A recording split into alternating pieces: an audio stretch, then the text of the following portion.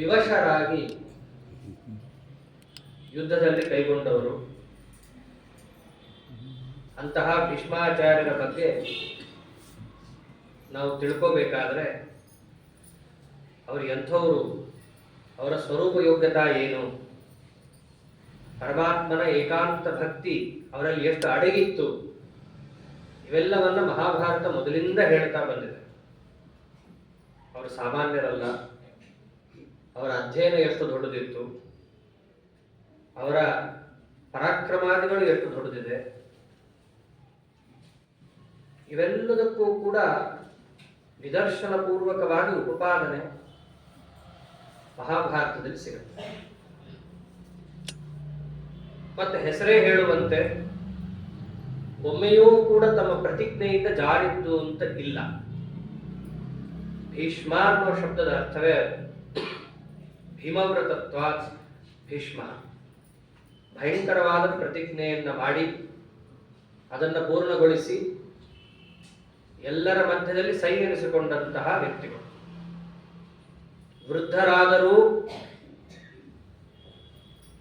ದುರ್ಯೋಧನಾದಿಗಳಿಗೂ ಹುರಿದುಂಬಿಸಿ ಯುದ್ಧದಲ್ಲಿ ಭಾಗವಹಿಸಿದವರು. ವಸ್ತುತಃ ಉಲ್ಟಾ ಇರುತ್ತೆ. ವೃದ್ಧರು ಮನೆಯಲ್ಲಿರ್ತಾರೆ, ಯುವಕರು ಹೋರಾಡ್ತಾರೆ.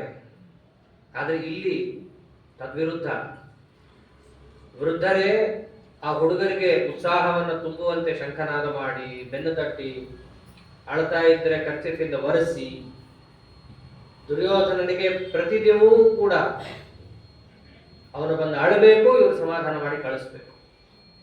ಹೀಗೆ ಅವನ ಆಡಿದ ಪ್ರತಿಯೊಂದು ಚುಚ್ಚು ಮಾತುಗಳನ್ನ ತಾವು ಎದೆಗೆ ತಗೊಳ್ಳೋದು, ಬೆಳಗ್ಗೆ ಎದ್ರೆ ಪಾಂಡವರ ಸೇನೆಯ ಬಾಣಗಳನ್ನ ಎದೆಗೆ ತಗೊಳ್ಳೋದು. ಅವರಿಗಂತೂ ಆ 10 ದಿವಸವೂ ಕೂಡ ಇಂತಹ ಸಮಯದಲ್ಲಿ ನಾನು ಆರಾಮಿದ್ದೆ ಅಂತ ಇಲ್ಲ. ಭೀಷ್ಮಾಚಾರ್ಯರ ಆಧಿಪತ್ಯದಲ್ಲಿ ನಡೆದ ಯುದ್ಧ 10 ದಿವಸ ಅಂತ. ಒಂದಾದ್ರೂ ದಿವಸ ಅವರು ಖುಷಿಯಾಗಿದ್ರ? ಒಂದು ದಿವಸವೂ ಇಲ್ಲ. ಒಂದು ಮಾನಸಿಕವಾದಂತಹ ಖಿನ್ನತೆ ಇದ್ದೇ ಇತ್ತು. ನಾವು ಕೃಷ್ಣನಿಗೆ ವಿರುದ್ಧ ಹೋಗ್ತಾ ಇದ್ದೀವಿ ಅಂತ ಹೇಳಿ ಇದ್ದೇ ಇತ್ತು ಆ ಖಿನ್ನತೆ.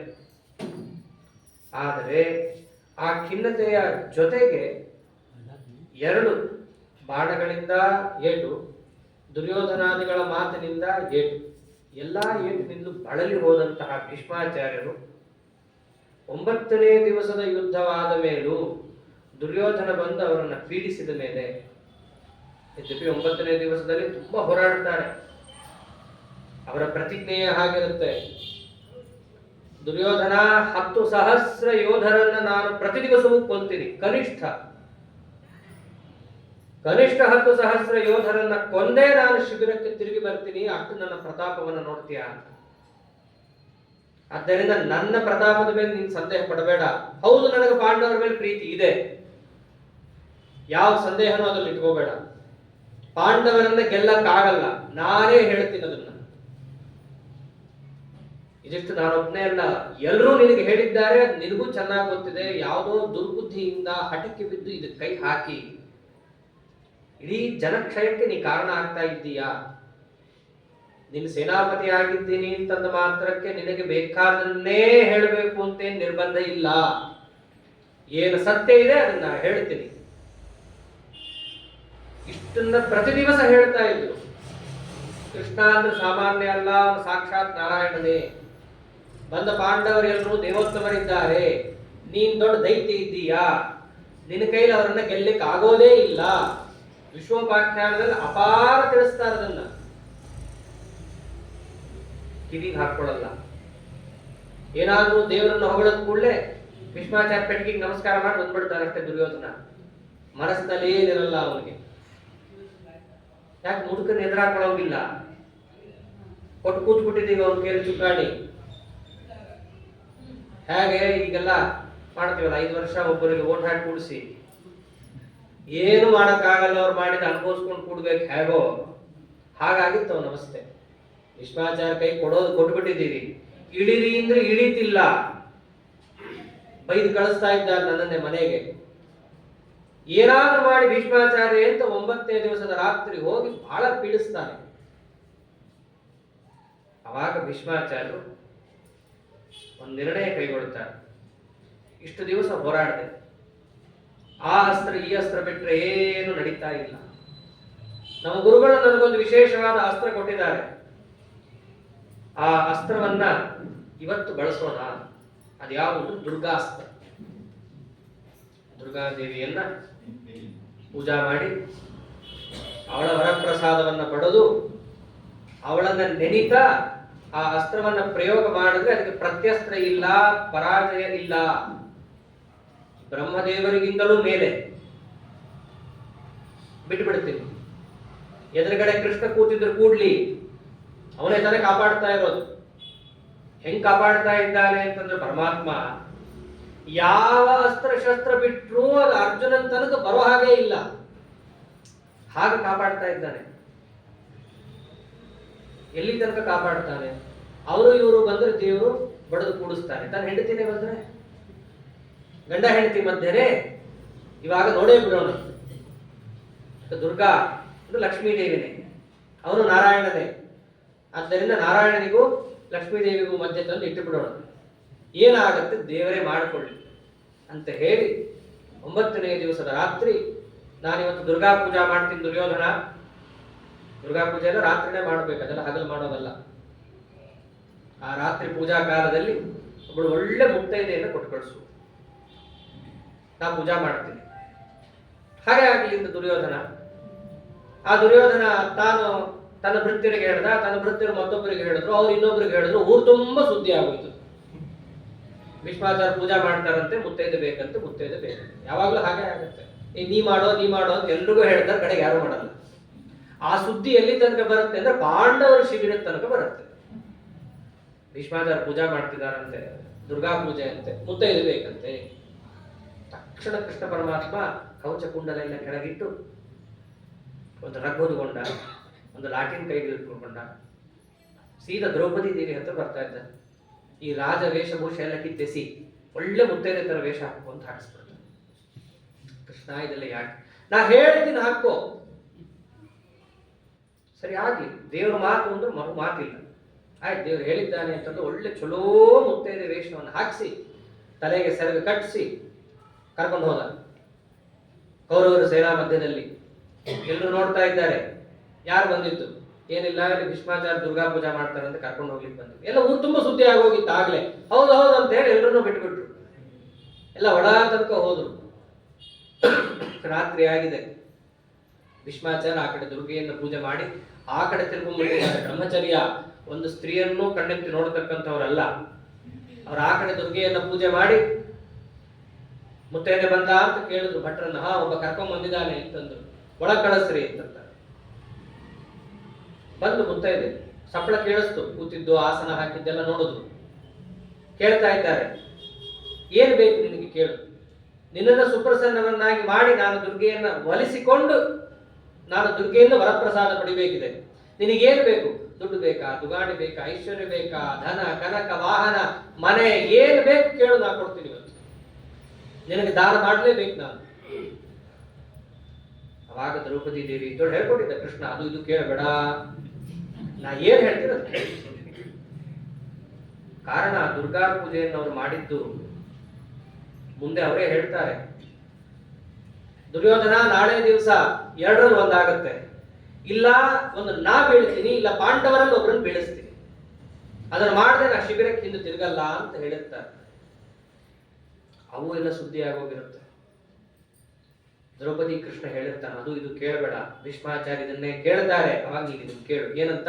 ಪತಿ ಭಿಕ್ಷಾಂಚದೆ ಇದೆ, ನಮ್ಮ ಗಂಡಂದ್ರ ಪ್ರಾಣ ಭಿಕ್ಷೆಯನ್ನು ನೀವು ಕೊಡಬೇಕು. ಯಾವಾಗ ದ್ರೌಪದಿ ಈ ಮಾತು ಆಡ್ತಾಳೋ ತಕ್ಷಣ ತಿರುಗಿ ನೋಡ್ತಾರೆ. ಮೊಮ್ಮಗಳ ಧ್ವನಿ ಇದು ಅಂತ ಹೇಳಿ ಹಿಂದೆ ತಿರುಗಿ ನೋಡ್ತಾರೆ. ದ್ರೌಪದಿ ದೇವಿ ನಮಸ್ಕಾರ ಮಾಡ್ತಾಳೆ. ನಮಸ್ಕಾರ ಮಾಡಿದಾಗ, ದ್ರೌಪದಿ, ಏನ್ ಕೇಳ್ತಾ ಇದ್ದೀಯ ನೀನು? ನೀನ್ ಯಾಕೆ ಇಲ್ಲಿ ಬರ್ಲಿಕ್ಕೆ ಹೋದಿ? ನಿನ್ನ ಯಾರು ಕರ್ಕೊಂಡ್ ಬಂದಿದ್ದು ಅಂತಂದಾಗ ಅವನು ಬಂದ ಲಾಟಿ ಹಿಡ್ಕೊಂಡು. ನಾನೇ ಕರ್ಕೊಂಡ್ ಬಂದಿದ್ದೆ. ಕೇಳ್ತಿದ್ದಾಳೆ, ನಿಮ್ಮ ಮೊಮ್ಮಗಳು ಕೊಡ್ರಿ ವರ, ಪತಿ ಭಿಕ್ಷಾಂಚ ದೇಹಿಮೆ ಅಂತ ಕೇಳ್ತಿದ್ದಾಳೆ. ಕೃಷ್ಣ, ಏನ್ ಮಾಡಿದೆ ನೀನು? ಹೌದು, ಮತ್ತೆ ನನಗೆ ಜಗಳ ಹಚ್ಚಿಟ್ರೆ ನಾನೇ ಹಾಕ್ಬಿಡ್ತೀನಿ. ಆದ್ರಿಂದ ಕೇಳ್ತಿದ್ದಾಳೆ, ವರ ಕೊಡ್ರಿ ಇವಳಿಗೆ ಅಂತಂದಾಗ ಆನಂದಾಶ್ರು ಬಂದು ಹೋಗುತ್ತೆ. ಸಾಕ್ಷಾತ್ ಕೃಷ್ಣ ಪರಮಾತ್ಮ ನಿಮ್ಮ ರಕ್ಷಣೆಗೆ ನಿಂತಾಗ ಯಾರು ತಾನೇ ಏನ್ ಮಾಡ್ಲಿಕ್ಕೆ ಸಾಧ್ಯ? ಹಾಗೇ ಆಗಲಿ. ಚಿರಂಜೀವಿಗಳಂತೆ ನಿಮ್ಮ ಪತಿಯರ ಕೀರ್ತಿ ಆಚಂದ್ರಾರ್ಥವಾಗಿರಲಿ. ನಿಮ್ಮ ಗಂಡಂದರಿಗೆ ಯಾವುದೇ ರೀತಿಯಾದ ಭಯ ಇಲ್ಲ, ಆಯುಷ್ಯ ಆರೋಗ್ಯ ಭಾಗ್ಯಗಳಿಂದ ಅವರು ತುಂಬಿರಲಿ ಅಂತ ಅಪಾರವಾಗಿ ಹರಿಸ್ಬಿಡ್ತಾರೆ ಭೀಷ್ಮಾಚಾರ್ಯ. ಇದೆಲ್ಲ ಆಯ್ತು. ಭೀಷ್ಮಾಚಾರ್ಯ ನಿಮ್ ಕೊಲ್ಲೋದು ಹೆಂಗೆ ಹೇಳ್ರಿ ಅಂತ. ನಿಮ್ಮ ಆಶೀರ್ವಾದ ತಗೊಂಡು ಏನ್ ಮಾಡ್ಬೇಕು? ಕೊಲ್ಲೋದು ಹೇಗೆ, ನಿಮ್ಮನ್ನ ಬೀಳಿಸೋದು ಹೆಂಗೆ ಯುದ್ಧದಲ್ಲಿ? ಧರ್ಮರಾಜನ್ ಕರ್ಕೊಂಬ, ನಾನೇ ಹೇಳ್ತೀನಿ ಅಂತ ಇಷ್ಟು ಮಾಡಿಸಿ ದ್ರೌಪದಿ ದೇವಿಯನ್ನು ಕರ್ಕೊಂಡು ಹೋಗ್ಬಿಡ್ತಾನೆ ಕೃಷ್ಣ. ಅಷ್ಟೊಂದು ಧರ್ಮರಾಜ ಅವನು ಅಳ್ತಾ ಇರ್ತಾನೆ ಶಿಬಿರದಲ್ಲಿ. ನನ್ನ ಸೇನೆ ಹೋಯ್ತು, ನನ್ನ ಕುದುರೆ ಹೋಯ್ತು, ರಥ ಹೋಯ್ತು, 5 ಜನ ಇದ್ದೀವಿ, ಒಬ್ರಾದ್ರೂ ಭೀಷ್ಮಾಚಾರ್ಯರ ಕವಚದ ತನಕನೂ ಬಾಣ ಬಿಡ್ಲಿಕ್ಕೆ ಆಗ್ತಾ ಇಲ್ಲ ನಮಗೆ. ಅಷ್ಟು ಪರಾಕ್ರಮಯುತವಾಗಿ ಹೋರಾಡ್ತಾ ಇದ್ದಾರೆ. ಕೃಷ್ಣ ನಿನ್ನ ನಂಬ್ಕೊಂಡು ಬಂದ್ವಿ, ಕಾಡಿಗೆ ಹೋಗೋಣ, ನಿನ್ನ ಪ್ಲಾನ್ ಏನಿದೆ ಹೇಳ್ಬಿಡು, ಅದಾದ್ರೂ ಮಾಡ್ತೀವಿ ಅಂತ ಮತ್ತೊಮ್ಮೆ ಅದನ್ನೇ ಹೇಳ್ತಾನೆ. ಏನೋ ನೀನ್ ಸ್ವಧರ್ಮ ಯುದ್ಧ ಮಾಡು ಅಂತಂದು ಮಾಡ್ತಾನೆ ಇದ್ದೀವಿ. ನಾವಿಷ್ಟೇ ಬದುಕಿದ್ರೆ ಹೇಗೆ ಕೃಷ್ಣ? ಬಹಳ ಒಳ್ಳೆ ಮಾತಂತಾನೆ. ನಾವಿಷ್ಟೇ ಬದುಕಬೇಕಾ? ಜನರು ಬದುಕಬೇಕಾ? ಏನ್ ಕಾಯಿಲಿ ನಾನು? ರಾಜ್ಯ ಸ್ಮಶಾನ ಕಾಯಿಲ ಅಂತ ನಾವು ಎಲ್ಲರೂ ನನ್ನ ಕಣ್ಣೆದುರು ಸತ್ತು ಹೋಗ್ತಾ ಇದ್ದಾರೆ. ಯಾರನ್ನು ಕಾಯಿಲಿ ನಾನು? ಗೆದ್ದು ಸ್ಮಶಾನ ಕಾಯ್ಬೇಕಾಗತ್ತೆ. ಸ್ವಧರ್ಮ ಅಂತಂದ್ರೆ ಈ ಹಣೆಬಾರ ಬರ್ತಾ ಇದೆ. ಒಂದು ಕೆಲಸ ಮಾಡೋಣ, ನಿನ್ನ ಮನಸ್ಸಿನಲ್ಲಿ ನಾವು ವನಕ್ಕೆ ಹೋಗ್ಬೇಕು ಅಂತಿದ್ರೆ ಅಲ್ಲೇ ಹೊರಟು ಬಿಡ್ತೀವಿ. ಇಷ್ಟೆಲ್ಲ ಮಾಡಿಸಿ ಕೆಟ್ಟ ಹೆಸರನ್ನ ತಗೊಂಡು ಯಾಕೆ ನಾವು ಹೋಗ್ಬೇಕು? ಅದಕ್ಕೆ ನಿನ್ನ ಮನಸ್ಸಿನಲ್ಲಿ ಏನಿದೆ ಅಂತ ಹೇಳು ಅಂತಂದಾಗ ಅವನು ಇನ್ನೊಂದು ನಾಟಕ ತೆಗಿತಾನೆ. ನೋಡು, ನಿನ್ನ ಕೈಲಿ ಅಷ್ಟು ಯುದ್ಧ ಮಾಡಕ್ ಆಗ್ಲಿಲ್ಲ ಅಂತಂದ್ರೆ ನನ್ಗೊಂದು ಮಾತು ಹೇಳು, ನಾನೇ ಯುದ್ಧ ಮಾಡ್ತೀನಿ. 3ನೇ ದಿವಸ ಇಳಿದು ಹೋಗಿದ್ದೆ ಭೀಷ್ಮನನ್ನು ಕೊಲ್ತೀನಿ ಅಂತ, ನಿನ್ ತಮ್ಮ ನನ್ನ ಕಾಲು ಹಿಡ್ಕೊಂಡ. 9ನೇ ದಿವಸನೂ ಕೃಷ್ಣ ಇಳಿದಿರ್ತಾನೆ ರಥದಿಂದ. ವಸ್ತುತಃ ಕೃಷ್ಣ 2 ಬಾರಿ ರಥದಿಂದ ಹಾರಿರ್ತಾನೆ. ಅರ್ಜುನ ನಿನ್ ಸಾಲ್ತಾ ಇಲ್ಲ. ಮೊದಲು 3ನೇ ದಿವಸ ಮೃದುವಾಗಿ ಯುದ್ಧ ಮಾಡ್ತಿರ್ತಾರೆ, ನೋಡ್ಲಾರ್ದೆ ಕೃಷ್ಣ ರಥದಿಂದ ಹಾರಿರ್ತಾನೆ. 9ನೇ ದಿವಸ ಎಷ್ಟು ಯುದ್ಧ ಮಾಡಿದ್ರೂ ಇವರನ್ನ ಮುಗ್ಸಕ್ ಆಗ್ತಿಲ್ಲ ನಿನಗೆ, ನಾನೇ ಇಳಿತೀನಿ ಅಂತ ಮತ್ತೊಮ್ಮೆ ಹಾರಿರ್ತಾನೆ. ಅರ್ಜುನ ಮತ್ತೆ ಕಾರ್ ಹಿಡ್ಕೊಂಡ್ಬಂದು ಕೂಡಿಸಿರ್ತಾನೆ. 2 ಧರ್ಮರಾಜಂಗೆ ಹೇಳ್ತಾನೆ, ನಿನ್ ತಮ್ಮ ಬಿಡ್ತಾ ಇಲ್ಲ, ಏನೋ ಪ್ರತಿಜ್ಞೆ ಮಾಡ್ಕೊಂಡಿದ್ದಾನಂತೆ, ಅವನೇ ಹೊಡಿತಾನಂತೆ. ಮತ್ ಹೊಡಿಲಿ ಅಂತ ಬಿಟ್ಟೆ, 9 ದಿವಸ ಬಿಟ್ಟೆ, 1 ದಿವಸ ಹೊಡಿತಾ ಇಲ್ಲ. ಮೊದ್ಲು ನಾ ಏನೋ ಮೃದುವಾಗಿ ಯುದ್ಧ ಮಾಡ್ತಾನೆ ಅನ್ಕೊಂಡಿದ್ದೆ, ಆಮೇಲೆ ಗೊತ್ತಾಯ್ತು ಇಲ್ಲ ಅವನಿಗೂ ಕೂಡ ಸ್ವಲ್ಪ ಅನುಗ್ರಹ ಆಗಬೇಕಿದೆ ಅಂತ. ಹೀಗೆಲ್ಲ ಮಾತಾಡ್ತಾನೆ. ಒಂದು ಕೆಲಸ ಮಾಡು ಧರ್ಮರಾಜ, ನಿನ್ ತಮ್ಮಂದ್ರಿಗೆಲ್ಲ ಸ್ವಲ್ಪ ಅವ್ರು ಕೂತ್ಕೊಳ್ಳೋಕೆ ಹೇಳು, ನಾನೇ ಯುದ್ಧ ಮಾಡ್ತೀನಿ, ನನಗೆ ಅನುಮತಿ ಕೊಡು. ಪ್ರತಿಜ್ಞೆ ಇದೆಯಲ್ಲ ಕೃಷ್ಣ, ಪ್ರತಿಜ್ಞೆ ಮನೆಯಲ್ಲಿರುತ್ತೆ, ನಿನಗೋಸ್ಕರ ನಾ ಏನು ಬೇಕಾದ್ರೂ ಮಾಡ್ತೀನಿ. ಎಂಥ ಮಾತಂತಾನೆ, ಮಾಂಸ ವಿಕೃತ್ಯ ದಾಸ್ಯಾಮಿ ಫಲ್ಗುನಾರ್ತೆ ಮಹೀಪತೆ. ನಿನಗೋಸ್ಕರ ಕೇಳಿದ್ರೆ ಮಾಂಸ ಬೇಕಾದ್ರೆ ಕಿತ್ತು ಕೊಟ್ಟು ಬಿಡ್ತೀನಿ. ಪ್ರತಿಜ್ಞೆ ಬಗ್ಗೆ ನಾ ಯಾಕೆ ಯೋಚನೆ ಮಾಡಿ? ಅಷ್ಟು ಪ್ರೀತಿ ತೋರಿಸ್ತಾ ಇದ್ದಾನೆ ಪಾಂಡವರ ಮೇಲೆ. ಅವಾಗ ಧರ್ಮರಾಜ ಒಂದ್ ಮಾತಂತ, ನೀನ್ ಯುದ್ಧಕ್ಕೆ ನಿಂತ್ರೆ ಕೌರವರಲ್ಲ, ನಾವು ಕೌರವರು ಸೇರಿದ್ರು ನೀನ್ ಸೋಲ್ಸಕ್ಕಾಗಲ್ಲ. ಆದ್ರೆ ನಮಗೆ ನೀನು ಅನುಗ್ರಹ ಮಾಡಿ ನಮ್ಮಿಂದ ಆ ಸೇವಾ ತಗೋಬೇಕು, ಇದು ನಮ್ಮ ಪ್ರಾರ್ಥನಾ. ಅದಕ್ಕೆ ನೀವು ನನಗೆ ಅನುಗ್ರಹ ಮಾಡು ಕೃಷ್ಣ, ಸಾಕು. ನಿನ್ನ ಧೈರ್ಯ, ಸ್ಥೈರ್ಯ ಮತ್ತು ನಿನ್ನಲ್ಲಿರುವಂತಹ ವಿಶೇಷವಾದ ನಮಗಿರುವ ಭಕ್ತಿ ಇದು ನಮ್ಮನ್ನ ಕಾಪಾಡಲಿ. ಅದಕ್ಕೆ ಏನು ಮಾಡಬೇಕು? ನೀನೇ ಉಪಾಯ ಕೊಡು, ನಮಗೆ ಉಪಾಯ ಕೊಡು. ಅದಕ್ಕೆ ಯತ್ರ ಯೋಗೇಶ್ವರ ಕೃಷ್ಣ ಅಂತ ಅನ್ನೋದು. ಯೋಗ ಅಂದ್ರೆ ಉಪಾಯ. ಕೃಷ್ಣ ಪರಮಾತ್ಮನಷ್ಟು ಉಪಾಯವನ್ನ ಮಾಡಿ ಗೆಲ್ಲಿಸೋನು ಜಗತ್ತಲ್ಲಿ ಯಾರೂ ಇಲ್ಲ. ಈಗಲೂ ಅವನೇ, ಅವರಿಗೂ ಅವನೇ, ಮುಂದಿನವರಿಗೂ ಅವನೇ. ಉಪಾಯ ಯಾವುದಕ್ಕೆ? ಅವರಿಗೆ ಕೌರವ ಸೈನ್ಯ ಸಾಗರವನ್ನು ದಾಟ್ಲಿಕ್ಕಾದ್ರೆ ಇವರಿಗೆ ಸಂಸಾರ ಸಾಗರವನ್ನು ದಾಟ್ಲಿಕ್ಕೆ ಅವನೇ ಉಪಾಯ. ಅದಕ್ಕೆ ನಿಜವಾದ ಯೋಗೇಶ್ವರ ಅಂದ್ರೆ ಯಾರು? ಕೃಷ್ಣನೇ. ಅಂತಹ ಯೋಗೇಶ್ವರನಾದ ಕೃಷ್ಣ ನೀನಿದ್ದೀಯಾ, ಉಪಾಯ ಏನು ಅಂತ ಕೇಳಿದಾಗ ಅಲ್ಲೆಲ್ಲ ಹೋಗಿ ಪ್ಲಾನ್ ಮಾಡ್ಕೊಂಡು ಬಂದೇ ಇದ್ದ ಭೀಷ್ಮಾಚಾರ್ಯ ಹತ್ರ. ಭೀಷ್ಮಾಚಾರ್ಯ ಹತ್ರನೇ ಹೋಗಿ ಕೇಳೋಣ ಬಾ ಅಂದ್ಬಿಡ್ತಾರೆ. ಅವ್ರು ಹೇಳ್ತಾರೆ, ನೆನಪು ಮಾಡ್ಕೊಡ್ತಾನೆ. ಮೊದಲನೇ ದಿವಸ ಧರ್ಮರಾಜ ಹೋಗಿ ನಮಸ್ಕಾರ ಹಾಕಿರ್ತಾನಲ್ಲ ಯುದ್ಧಕ್ಕೆ ಮುಂಚೆ, ಅವಾಗ ಏನ್ ಕೇಳಿರ್ತಾನೆ? ನಿಮ್ಮನ್ನ ಕೊಲ್ಲೋದ್ ಹೆಂಗ್ ಹೇಳ್ರಿ, ಬೀಳಿಸೋದ್ ಹೆಂಗ್ ಹೇಳ್ರಿ ಅಂತಂದಾಗ ಭೀಷ್ಮಾಚಾರ್ಯ ಆಮೇಲೆ ಬಾ ಅಂತ ಹೇಳಿರ್ತಾರೆ. ಈಗ ಆಮೇಲೆ ಬಾ ಅನ್ನೋ ಶಬ್ದಕ್ಕೆ ಎಷ್ಟೊಂದು ಅರ್ಥ ಇರುತ್ತೆ. ಬ್ಯಾಂಕ್ ಆದ್ದರಿಂದ ಬ್ಯಾಂಕ್ ಅವ್ರಿಗೆ ಚೆನ್ನಾಗಿ ಗೊತ್ತಿರುತ್ತದೆ. ಆಮೇಲೆ ಬನ್ರಿ ಅಂತಂದ್ರೆ ಬರ್ಬೇಡ್ರಿ ಹೋಗ್ರಿ ಅಂತ ಅರ್ಥ. ಹಂಗೆ ಭೀಷ್ಮಾಚಾರ್ಯ ಅವತ್ತೇನಂದಿದ್ರು? ಮೊದಲನೇ ದಿವಸ ನಿಮ್ಮನ್ನ ಕೊಲ್ಲೋದ್ ಹೆಂಗೆ, ಬೀಳಿಸೋದ್ ಹೆಂಗೆ ಅಂದ್ರೆ ಈಗಲ್ಲ ಆಮೇಲೆ ಬಾ ಅಂತ ಹೇಳಿದ್ರು. ಸರಿ ಅಂತ ಇವನು ಬಂದಿದ್ದ. ಕೃಷ್ಣ ನೆನಪು ಮಾಡಿಕೊಡ್ತಾನೆ, ನೋಡು ಅವರೇ ಹೇಳಿದ್ರು ನಿನ್ಗೆ, ಆಮೇಲೆ ಬರಕ್ಕೆ ಹೇಳಿದ್ರು, ಬಹುಶಃ ಇವತ್ತು ಹೋಗೋಣಂತೆ ಬಾ ಅಂತ ಹೇಳ್ಕೊಂಡು ಹೋಗ್ತಾನೆ. ಧರ್ಮರಾಜ ಹೋಗ್ತಾ ಇದ್ದಾನೆ ಅಂತ ಗೊತ್ತಾದ ಕೂಡಲೇ ಅರ್ಜುನ, ಭೀಮಸೇನ, ನಕುಲ, ಸಹದೇವರು ಅವರೂ ಕೂಡ ಬರ್ತಾರೆ. ನಿಯಮನೇ ಹಾಗಾಗಿರುತ್ತೆ ಯುದ್ಧದ್ದು. ರಾತ್ರಿ ಕಾಲದಲ್ಲಿ ಯಾರು ಯಾರನ್ನ ಬೇಕಾದ್ರೂ ಭೇಟಿ ಆಗ್ಬೋದು. ಯಾಕೆ? ಎಲ್ಲರೂ ಸಂಬಂಧಿಕರೇ. ಈ ಕಡೆ ಅಪ್ಪ ಇದ್ರೆ ಅಲ್ಲಿ ಮಗ, ಇಲ್ಲಿ ತಂಗಿ ಮಗ ಇದ್ರೆ ಸೋದರ ಮಗ, ಬರೀ ಇಂಥವರೇ ಸೇರಿರ್ತಾರೆ. ಹಾಗೆ ಆಗಲಿ ಅಂತ ಯಾರಿಗೂ ಸಂದೇಹನೂ ಬರಲ್ಲ. ಸೀದಾ ಕೃಷ್ಣ ಪರಮಾತ್ಮ ಇವರು 5 ಜನರನ್ನ ಕರ್ಕೊಂಡು ಭೀಷ್ಮಾಚಾರ್ಯರ ಶಿಬಿರಕ್ಕೆ ಹೋಗಿ ನೋಡ್ತಾ ಇದ್ದಾರೆ. ಭೀಷ್ಮಾಚಾರ್ಯರು ಅಲ್ಲಿ ಇಲ್ಲಿ ಆಯಾಸ ಆಗಿರುತ್ತೆ, ಎಲ್ಲ ತಾವು ಔಷಧವನ್ನ ಹಚ್ಚಿಕೊಂಡು ಅವರು ಕೂತಿರ್ತಾರೆ. ಕೃಷ್ಣ ಬಂದ ಅಂದ್ಕೂಡಲೇ ಎದ್ದು ನಿಲ್ತಾರೆ, ಗೌರವ ಕೊಡ್ತಾರೆ. ಸ್ವಾಮಿ ನೀವು ಕೂತ್ಕೋ. ಪಾಂಡವರು ಬರ್ತಾರೆ. ನೋಡ ಆನಂದ ಆಗುತ್ತೆ ಅವ್ರಿಗೆ. ಆನಂದ ಆಗಿ ಏನ್ ಬಂದಿತ್ತು, ಶತ್ರು ಸೇನಾಪತಿಯನ್ನ ಭೇಟಿ ಆಗ್ಬೇಕಂದ್ರೆ ಏನೋ ದೊಡ್ಡ ಮಹತ್ ಕಾರ್ಯ ಇರಲೇಬೇಕು, ಏನಕ್ಕೆ ಬಂದಿರ್ತಾವು ಅಂತ ಕೇಳಿದಾಗ ಧರ್ಮರಾಜ ನಿಸ್ಸಂಕೋಚವಾಗಿ ತಲೆಯಲ್ಲಿ ಕೊರಿತಾ ಇರೋ ಪ್ರಶ್ನೆಯನ್ನೇ ಎತ್ತಿಡ್ತಾನೆ. ಕಥಂ ಜಯೇಮ ಸರ್ವಜ್ಞ ಕಥಂ ರಾಜ್ಯಂ ಲಭೇಮಹಿ. ಒಂದೇ ಪ್ರಶ್ನೆ, ನಾವು ಹೆಂಗ್ ಕೇಳ್ತೀವಿ ನಮ್ಗೆ ರಾಜ್ಯ ಹೇಗೆ ಸಿಗುತ್ತೆ, ಇದನ್ನ ತಾವೇ ತಿಳಿಸ್ರಿ. ಸರ್ವಜ್ಞರು ನೀವು, ಉಪಾಯ ಏನು ನಿಮಗೆ ಚೆನ್ನಾಗಿ ಗೊತ್ತಿದೆ. ಏನ್ ಉಪಾಯ? ನೀವು ಸಾಯೋದು ಹೇಗೆ ಹೇಳ್ರಿ ಅಷ್ಟೇ. ನಿಮ್ಮನ್ನ ಹೆಂಗೆ ಸಾಯಿಸೋದು, ನಿಮ್ಮನ್ನ ಹೆಂಗೆ ಸೋಲ್ಸೋದು. ವಿಶ್ವಾಚಾರ ಅಂದ್ರು ಅವಾಗ, ನನ್ನನ್ನ ಸಾಯಿಸಕ್ಕಾಗಲ್ಲ, ನನಗೆ ಅಬದ್ಧತ್ವ ವರ ಇದೆ, ಇಚ್ಛಾಮರಣ ಇದೆ, ನಮ್ಮನ್ನ ಹೆಂಗ್ ತಾನೇ ನೀವು ಕೊಲ್ಲಿಕ್ಕಾಗತ್ತೆ? ನಮ್ಮನ್ನ ನೀವು ಕೊಲ್ಲಿಕ್ಕಾಗಲ್ಲ. ಸೋಲ್ಸೋದು ನಿಮ್ ಕೈಲಾಗಲ್ಲ. ಯಾಕಾಗಲ್ಲ? ನೋಡು, ನಾ ಸೋಲ್ಬೇಕಂದ್ರೆ ಒಂದೇ ಒಂದು ದಾರಿ, ನಾನೇ ಶಸ್ತ್ರವನ್ನ ಕೆಳಗಿಟ್ಟು ನಿನ್ನ ಎದುರಿಗೆ ಎದೆ ಬಿಚ್ಚಿ ನಿಂತ್ಕೋಬೇಕು, ಅಂದ್ರೆ ನಿನ್ ಮೇಲೆ ಸೋಲ್ಸಕ್ಕಾಗತ್ತೆ. ಯುದ್ಧದಲ್ಲಿ ಅವರು ಶಸ್ತ್ರ ಇಡೋ ಪ್ರಸಂಗ ಹೇಗೆ, ಎದೆ ಬಿಚ್ಚೋರು ನಿಲ್ಲೋದು ಹೇಗೆ? ಬಿಡ್ಲಿಲ್ಲ ಧರ್ಮರಾಜ. ನೀವು ಯಾವಾಗ ನಿಲ್ತೀರಾ ಅದನ್ನೂ ಹೇಳ್ಬಿಡ್ರಿ, ಅದನ್ನು ಹೇಳ್ಬಿಡ್ರಿ. ಇಷ್ಟೇ ಹೇಳಿದ್ದೀರಂತ ನೀವು ಯಾವಾಗ ಶಸ್ತ್ರ ಕೆಳಗಿಡ್ತೀರಾ ಹೇಳ್ರಿ. ಇಷ್ಟು ಯಾವಾಗ ಪ್ರಶ್ನೆ ಕೇಳ್ತಾ ಇದ್ದಾನ ಅವರು ಕೂಡ ನೋಡಿದ್ರು. ಸರಿ, ದೇವ್ರ ಇಚ್ಛಾ ಇದೆ, ಕೃಷ್ಣ ಪರಮಾತ್ಮನೇ ಬಂದು ಕೇಳಿಸ್ತಾ ಇದ್ದಾನೆ ಅಂತ ಹೇಳೇ ಬಿಡೋಣ. ನೋಡು, ನಾಳೆ ದಿವಸ ಯುದ್ಧದಲ್ಲಿ ನಾನು ಶಸ್ತ್ರ ಕೆಳಗಿಡ್ಬೇಕಂತಂದ್ರೆ ನನ್ನ ಎದುರಿಗೆ ನೀವು ಯಾರನ್ನ ತಂದು ನಿಲ್ಲಿಸ್ರಿ? ಶಿಖಂಡಿಯನ್ನ ತಂದು ನಿಲ್ಲಿಸ್ರಿ.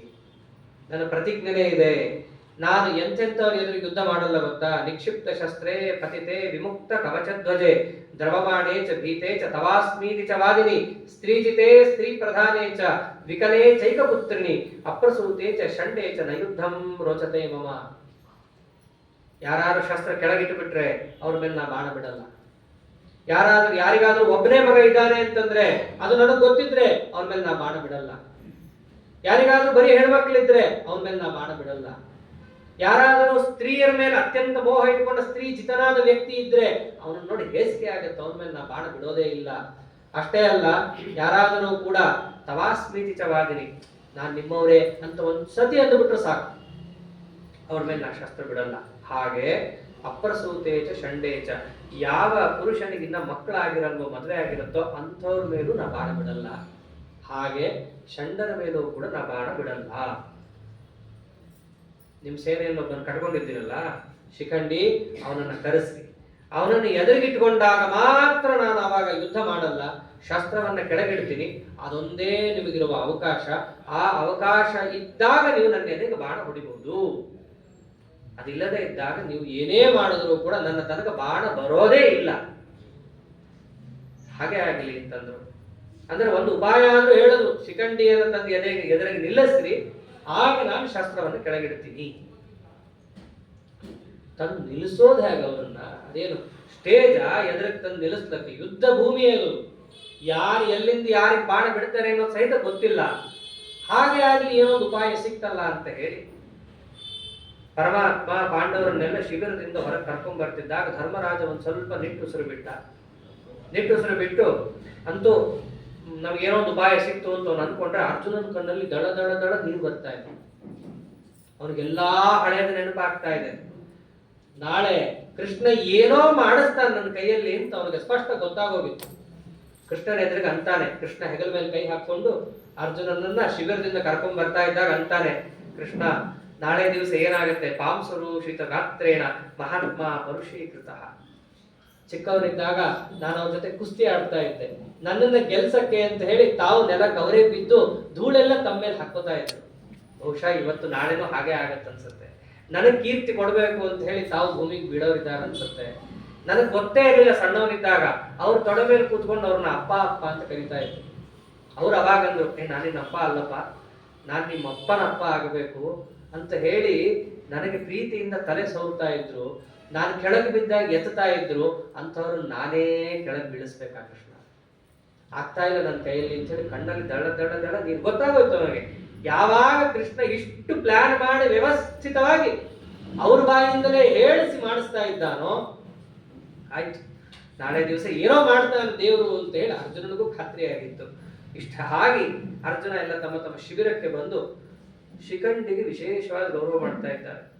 ಅವನು ಕರೆದು ಹೇಳ್ತಾರೆ, ನೋಡು ನಾಳೆ ದಿವಸ ಇದೆ, ಗಾಂಗೇಯಂ ಪಾತಯಿಷ್ಯಾಮಿ ಉಪಾಯೇನೇತಿ ನೇಮತಿ. ಗಾಂಗೇಯನನ್ನು ನಾಳೆ ದಿವಸ ಬೀಳಿಸ್ಬೇಕಾಗಿದೆ, ನಿನ್ನನ್ನೇ ಎದುರು ಮಾಡ್ತಾ ಇದ್ದೇವೆ ನಾಳೆ. ಸಾಮಾನ್ಯವಾಗಿ ಭೀಮನೋ ಅರ್ಜುನನೋ ದೃಷ್ಟದ್ಯುಮ್ನನೋ ವ್ಯೂಹದ ಮುಂದೆ ನಿಲ್ತಾ ಇದ್ದದ್ದು. ನಾಳೆ ದಿವಸ ನಿನ್ನನ್ನ ನಿಲ್ಲಿಸ್ತೀನಿ ಅಂತ ಹೇಳಿ ಅರ್ಜುನ ಹಿಂದಿನ ದಿವಸನೇ ಬಂದು ಹೇಳಿರ್ತಾನೆ. ಯಾರಿಗೂ ಕೂಡ ಪಾಂಡವರ ಸೇನೆಯಲ್ಲಿ ಸಮಾಧಾನ ಇಲ್ಲ. ಯಾಕೆ ಅಂದ್ರೆ ರಿಸಲ್ಟ್ ಗೊತ್ತಾಗೋಗಿದೆ. ಏನೋ ಮಾಡ್ತಾನೆ ಕೃಷ್ಣ ನಾಳೆ, ಆದ್ರೆ ಅಷ್ಟು ಸುಲಭ ಇಲ್ಲ. ಸುಲಭವಾಗಿ ಭೀಷ್ಮರನ್ನ ಬೀಳಿಸೋದು ಅನ್ನೋದು ಸಂಭಾವಿತನೇ ಇಲ್ಲ. ಏನೋ ಆಗುತ್ತೆ ನಾಳೆ. ಹಾಗೆ ಎಲ್ಲ ಕೌರವರ ಸೇನೆಯಲ್ಲೂ ಕೂಡ ಒಂದಿತ್ತು. ಯಾಕೆ ಭೀಷ್ಮರ ಪ್ರತಿಜ್ಞೆ ಇದೆ, ನಾನು ಬೀಳ್ತೀನಿ ಇಲ್ಲ ಪಾಂಡವರನ್ನು ಒಬ್ಬರನ್ನು ಬೀಳಿಸ್ತೀನಿ ಅಂತ ಅಲ್ಲಿ ಪ್ರತಿಜ್ಞೆ ಇದೆ. ಎಲ್ಲರಿಗೂ ಕೂಡ ಆಶ್ಚರ್ಯ ಇದ್ದದ್ದು. ಬೆಳಗ್ಗೆ ಯುದ್ಧ ಶುರುವಾಗ್ಲಿಕ್ಕೇನೆ ವ್ಯೂಹದ ರಚನೆಯೇ ಒಬ್ಬರೊಬ್ಬರದ್ದು ವಿಚಿತ್ರವಾಗಿದೆ.